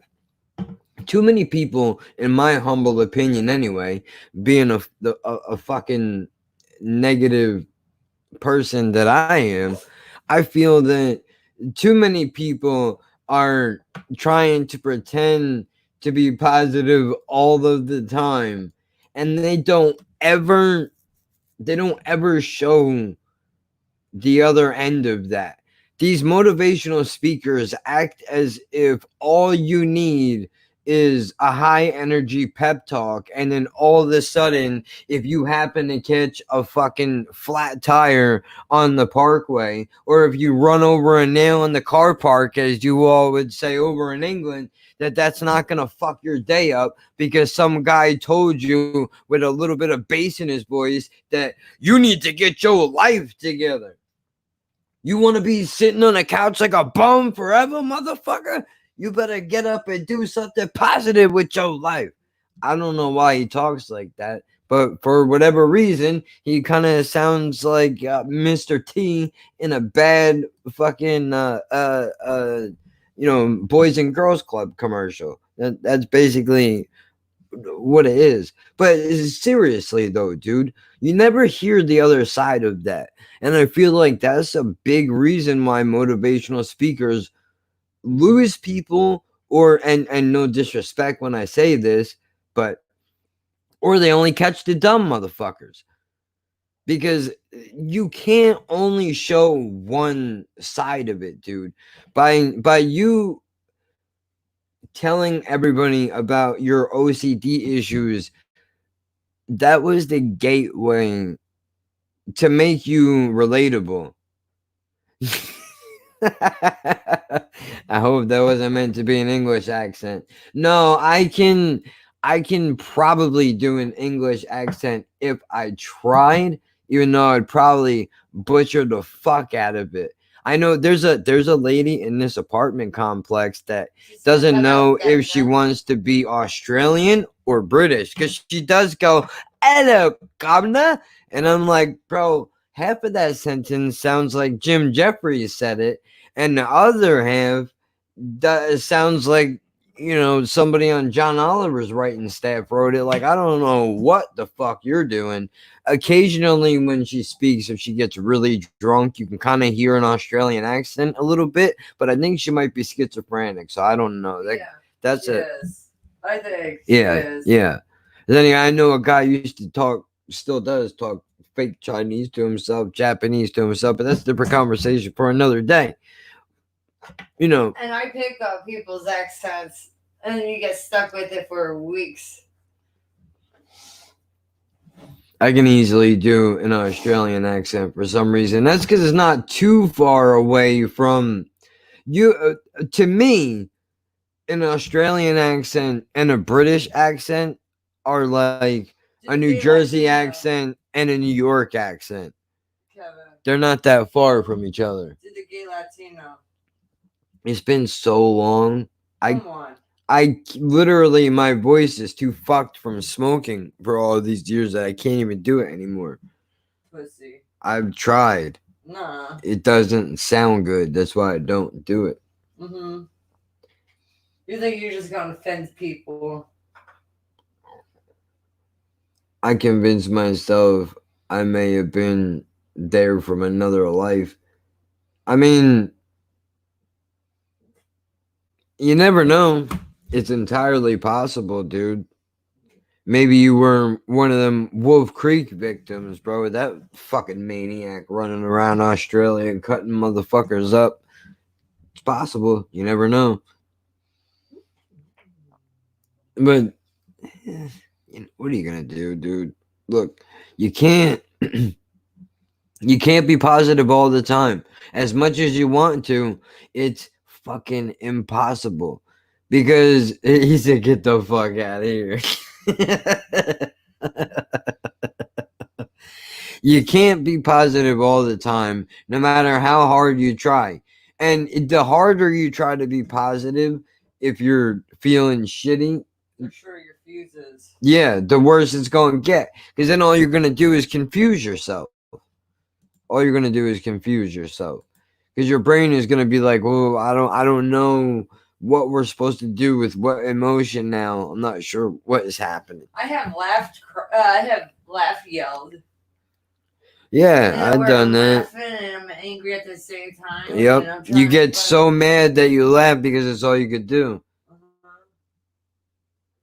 I have Wolf Creek ancestry. Oh, Jesus. Well, that's a rough the one. Lotion on the skin. Yeah, put the lotion on the skin or it gets the hose again. That fucking guy, dude. Woof. Bad news bears. But you'll be alright, dude. You'll pull around. I mean, come on, you got the fucking negative guy trying to talk positive to the positive guy. What the fuck is going on in the world right now? This is nuts.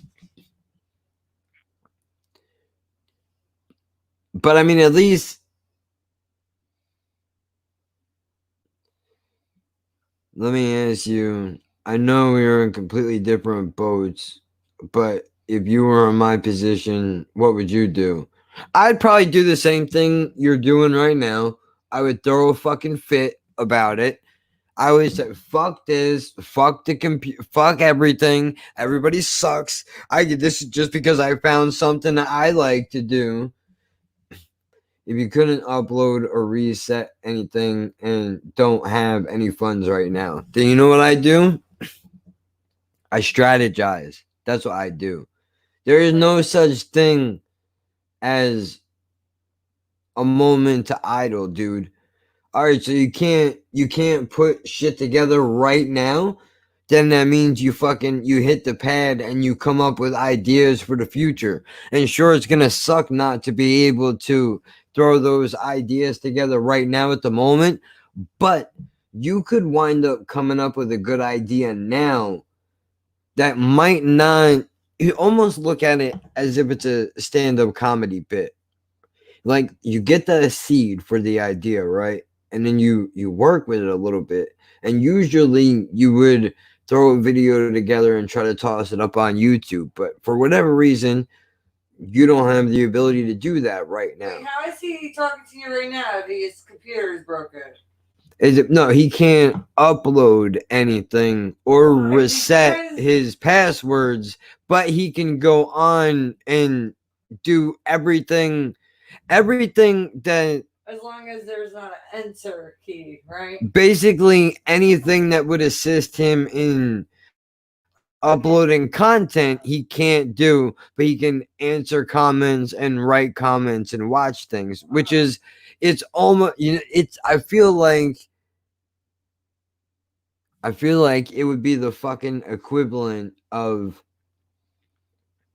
being broke and you live next to a fucking steakhouse, but you're a vegan, so you don't eat meat, and all you smell is the steak coming out of that joint all day, and you've been hungry for so long that even now the meat is starting to smell good to you, and just when you try to convince yourself that maybe, just maybe, you can fall off the vegan wagon and go grab a steak, you remember, fuck, I'm broke, so I was gonna betray my beliefs for nothing. Now I feel even worse. But dude, I mean, it is very limited. So,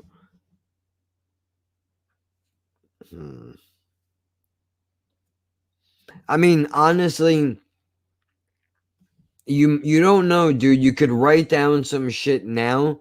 Like, for example, let's say you come up with an idea for a discussion time, right? You write it down. Now you want, yeah, plus all the hallucinations from all the meat fumes. Yeah. Dude, so you come up with a discussion time idea, right? And you write it down, and you're hurting to record it, and you can't. So you get frustrated and you're like, fuck it. All right, well, you know what? Then let's plan the next 5 episodes, let's say. And then through that process of trying to plan those other 5, you realize that there's maybe some other things that you could have added on to that first idea. Now, had you just went in and uploaded that right away, you could have missed that opportunity. Now, of course, you could say, if I uploaded all this shit now, that would increase my visibility, my viewership would grow. If I'm not uploading anything, then the people I have are I'm gonna lose. Look, I'm gonna tell you a true story, dude. Every time I upload a video on my YouTube channel, I lose a subscriber. Let me say that again. Every time I upload a video, I lose a subscriber. So when I take the time to put an idea together and I upload it, I lose people. If I don't put an idea together and I don't do anything, oddly enough, I see the subscriber count go up, get a 3 or 4 bump. I put something out, I lose 3 or 4. It's the nature of the fucking beast, man. That's all it is. You can't. The people who are really there to support what you do will understand shit happens. Even if YouTube was your full-time job, there are things that you just cannot plan for. Your family has to come first before your hobby. We know. I'm not telling you anything you don't already know, but anybody that is a fan of yours should understand that. Okay, if some shit happens to me and I can't do a fucking podcast for 2 weeks, then, as soon as, well, I'm leading into your point. Yeah, but they won't know if I can't upload to tell them what happened. They do have brains. So unfortunately, you have to leave them to their own devices to be able to figure out that something has happened. Some people are going to assume that you just automatically quit. Other people are going to think that you just stop doing whatever. There's nothing stopping you right now from going into every fucking video that you have, writing a comment in your own comment section saying my computer fucked up. I'm not sure when I'm going to be able to fix it, so I can't upload anything new for the foreseeable future. Wait, can't you record something for him? I tossed that out there already, but the problem is we're on a 5-6 hour time difference, and then not only that, just email it to him, or does it still have to be uploaded? Well, no, I would be able to do that, but then he also has to wait around for me to do it, which is not necessarily the best idea either. Fucking, I'm gonna come back as a drag queen and surprise all these bastards. I would. Yeah, I would. Fuck it. Dude, listen. Put something in your comment section. I mean, you could even go as far as to make a Cash App or a PayPal account and be like, if you want to drop a couple of pounds or a few quid into my fucking PayPal, whatever, to help me to replace my computer so I can keep making the content. Cool. If you don't want to go down that route, I get it. But then at least pin a comment on your comment section and let people know you won't be able to update anything new until you can. That's just it's a fact of life that just can't be disputed. Unfortunately, I've been acting like a little whiny bitch. I didn't even think of commenting in the comments, for fuck's sake. Dude, of course not. Because it's the most simple fucking solution that there is. All we were doing was trying to think of what is the best solution that we can have to fix this giant problem, instead of looking and being like, well, we could always do that small thing. It's because that idea is so tiny that it seems like it would be too simple of a fix to work for such a big problem. But that's exactly the harder scenario. Yeah, and that's exactly why you can't make a decision like this when you're all fucked up in your head.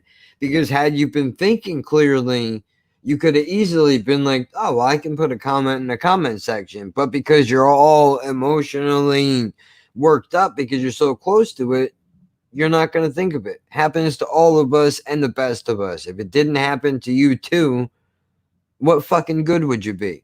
I mean, honestly, you're only as good as how relatable you are. In my head, anyway, at least that's how I feel. I can't speak for other people, but if I can't relate to you, then what the fuck good are you to me? And I know that that's a terrible thing to say out loud, maybe, and it's selfish, but I think a lot of people do feel that way. Like on some level, they have to relate to you in one way or another for there to be a connection.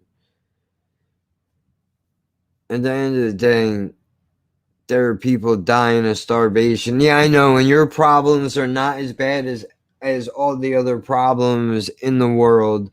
So stop being. But yeah, dude, I get all that. I get all of that.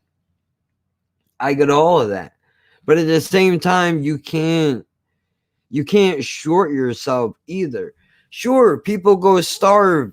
People are starving every day because they don't get enough to eat. Right now, as I'm talking to you, somebody's getting raped, murdered,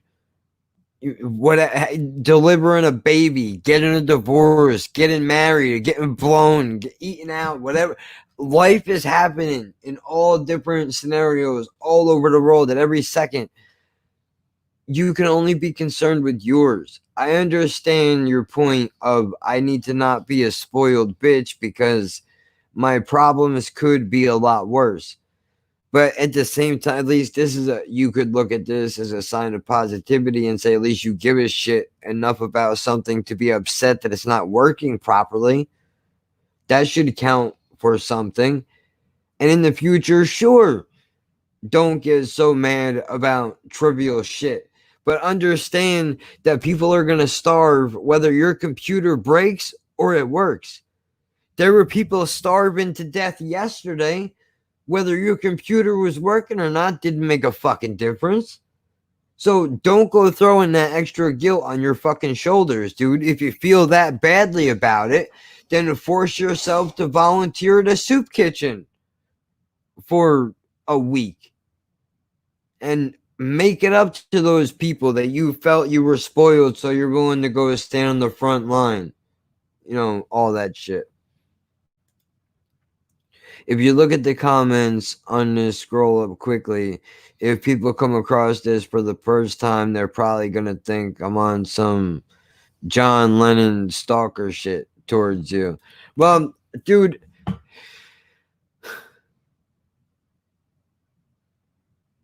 sorry, but I'd take that award. I like that. Dude, every single piece of content that I make is an entirety of it's not what it looks like. You know what I mean? It's literally you walk in on your father trying to open a jar for your mom, and it looks like he's trying to pull his prick in the middle of the kitchen. That's what every one of my videos are. Because you can walk in at the wrong time and completely get the wrong idea about everything that I am. If somebody is going to be that judgmental, then fuck them. This is what the comment section of a live stream was created for, so that there could be a back and forth and shit could be talked about. This is what keeps the conversation moving. Granted, most of the time it's just me talking to dead air, trying to anticipate what your answers would be to the conversation that I'm having. And he's also got an extra bonus of chin testes. Demos, right? Yeah. Is on there? Yeah. So you got the Brit and Demos. Yeah. And he said you got a woman's bush on yours. Who, yours? No, BC's got a bush. He's got a bush on his face. I mean, when he walks, that's so dumb. You know, when right before he's about to go down on a chick, he just looks up at her and he goes, "Welcome to the jungle. We got fun and games." And he parts them pussy lips and he goes crazy. I have yet to see what you look like, so chill out with the big boy talk. Oh shit. Demos is showing him? No. B said I haven't seen what Demos has looked like yet, so don't be talking about my labia chin. You got balls. You sit. You don't need to watch Daddy pee every time he goes to the fucking bathroom. Yeah, really. Weirdo. Sit. Good girl. You stay.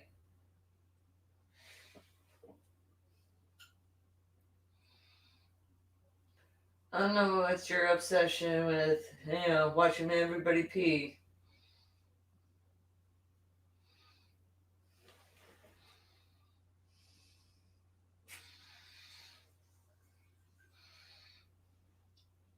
Come on, Wobbles, lay down. Sit. Sit back down. You can stay.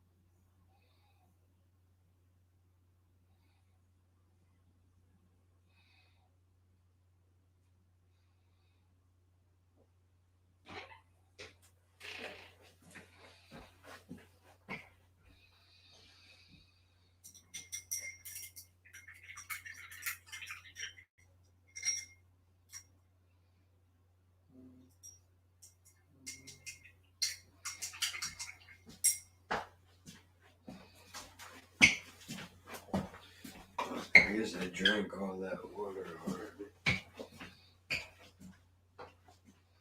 Or you gave it to my plants.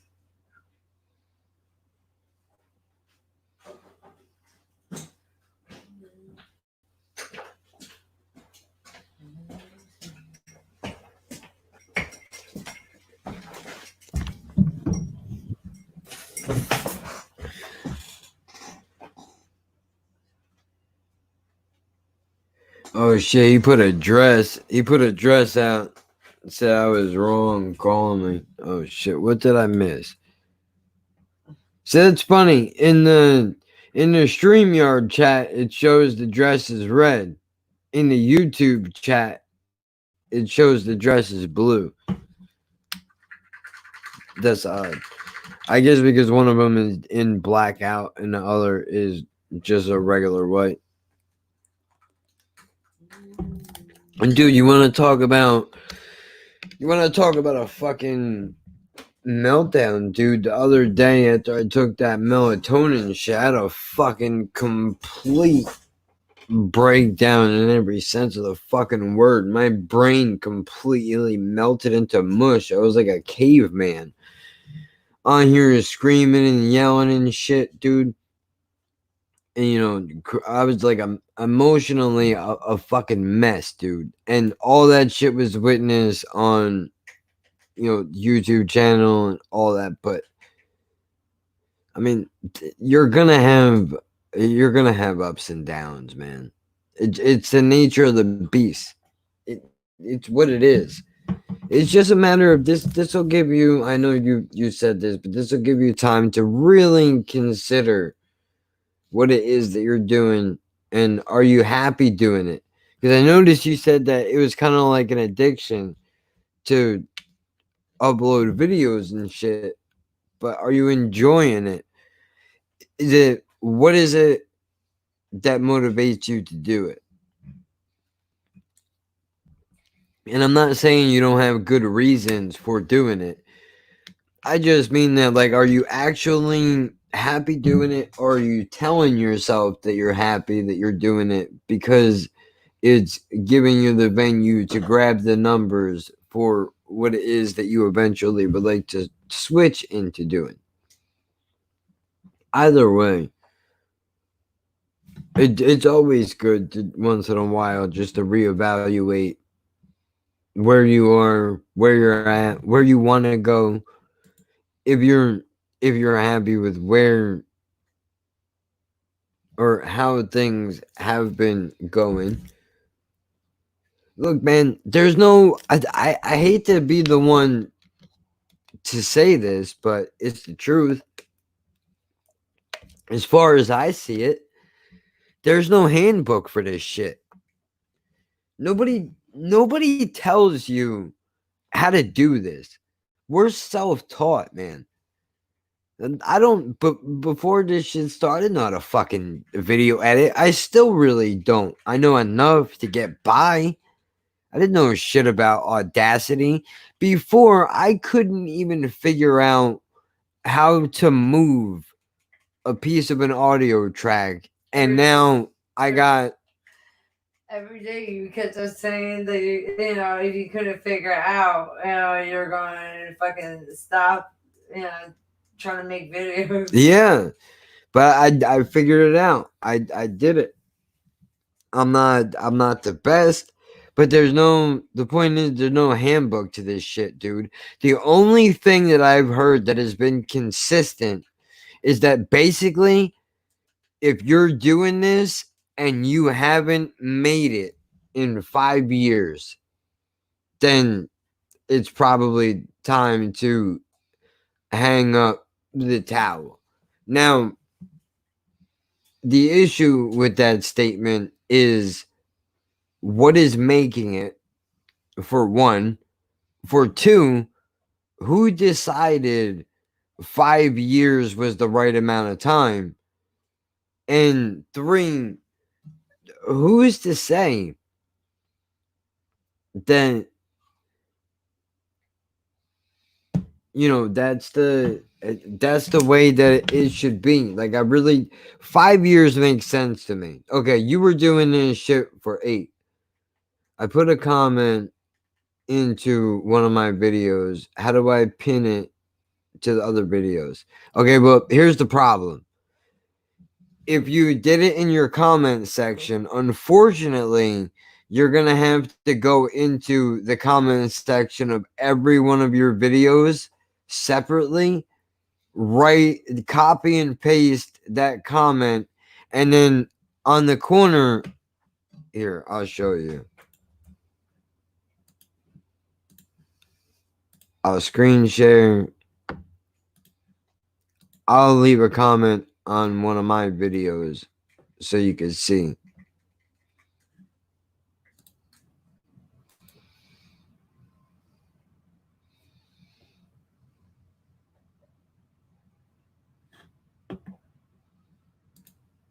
Make sure you can see this.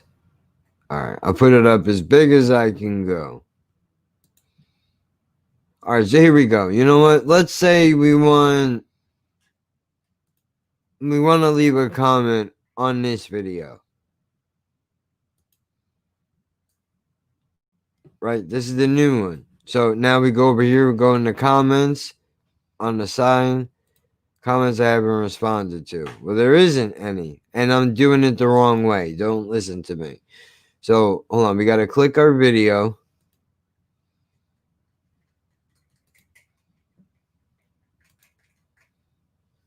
Now I have to stop screen sharing.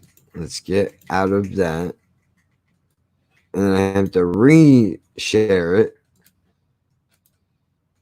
And I see there's new comments. Give me a second. As soon as I'm done with this, I will get to those. So look, all right, here we are. We're on my video now, right? Now we want to leave a comment. Now I'm just gonna, for the sake of argument,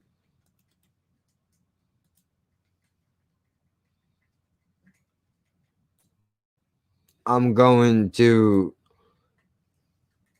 put a link to the podcast platform in the comment section. So let's copy that. And go over here, go into your comments, add public comment. See, now that, let's just pretend this is a regular comment. Spotify.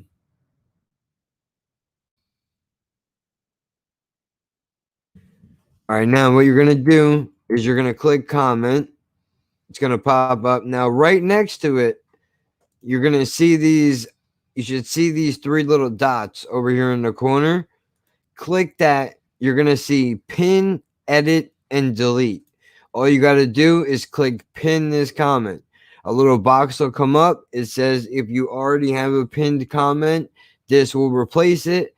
Press pin, and now no matter how many comments come under that video, that is going to be the first one that is guaranteed to be at the top of the comment section. So every person that comes through will see my computer's not working, whatever it is. You know what I'm trying to say. All right, so let's see here. I always think I should get a job, especially in my situation with the kids, but I know as a person, I would end up in a worse place at the long run. I say it shouldn't take years, though, as a reactor. Just research all the top songs and get on the bandwagon. Shady, sure. Smart, sure. Then again, you don't need to react to music alone. That's true. I mean, look, it's a proven formula. It's a proven formula because I started with that. And now look at me, I'm up to 30 listeners a week. Woo! Yeah, holy shit. No, but for real, that is the way you do it. Or you do it the hard way. You build from scratch. Honestly, sometimes I feel like I should have done that instead of going into reaction videos. Although I did do it partially because I love music. It just sucks because now I feel like a fraud sometimes. Like, I only have the numbers I got because of that. If I would have started with a podcast, nobody would know any of this, and I probably would have quit already. You're a scammer, Kevin. Yeah. But, honestly, you can't allow, you got to figure out what the fuck is right for you, dude. You have to treat this like medication. All right, so we can both take the same shit and have two completely different reactions, right? You can't take somebody else's 5-year plan. Like, the dudes from On to the Next Project were talking about success and failure and what is success and failure and blah, blah, blah and all that. And those dudes did bring up, like, all right, well, if you haven't made it in 5 years, if you're making content on the internet, then maybe you should look into doing something else because this not for you. But these guys somehow found their lanes. So 5 years for them might not be 5 years in whatever we're doing. So you can't take somebody else's strategy. You can take bits and pieces and alter them to fit your lifestyle. But you honestly, only you know when it's time for you to fucking hang it up, dude. That's legit. If you feel like you've put everything into it and you have not gotten the return that you think you deserve, then if you chose to hang it up and do something else, all right, I get that. The internet is a big place. It's not easy to gather a listenership with everything that there is. Netflix and fucking Hulu and iTunes and all this shit, and everybody is streaming and downloading and cancel culture.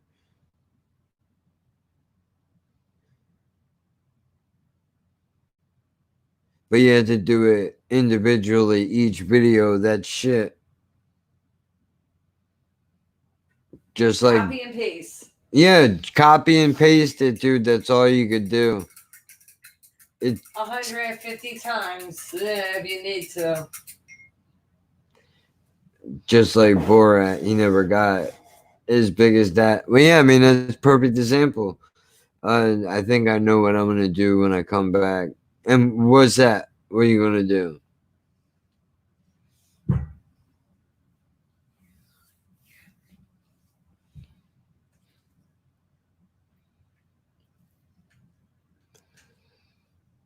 I mean, I know I need to get my fucking ass back into the motions of editing and shit, because I'm starting to come up on the last couple that I had set and ready to go. I have no idea what I'm going to talk about at fucking all, but if there's one thing that this new daily show has taught me, is that I don't need to worry so much about what to talk about, is I can find something. I just want to make sure that I don't waste time talking about things that don't really have value. But you can argue that all fucking day, dude. It's kind of ridiculous.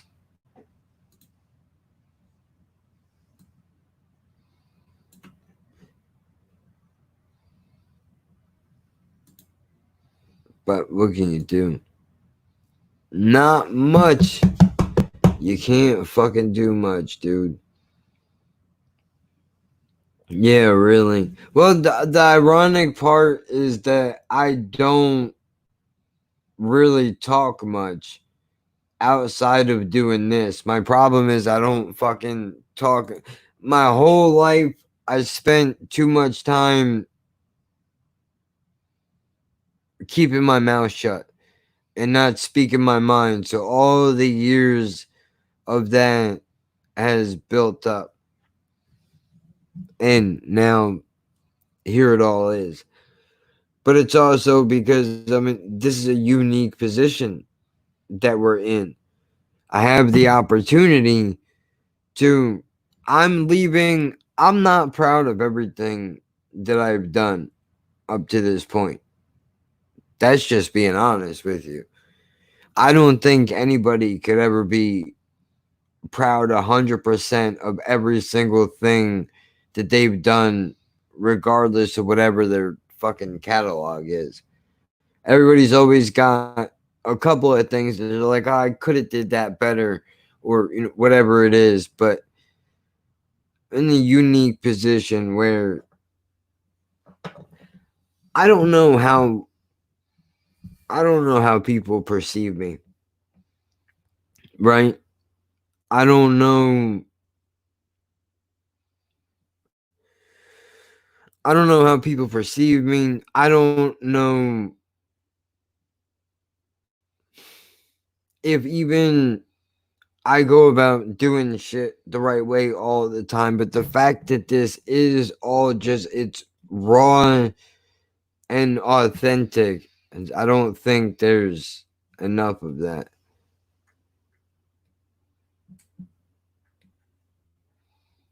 But I mean, I don't know. Scrap the reactions, just do motivational and spiritual stuff. Yeah, I mean, you could do that.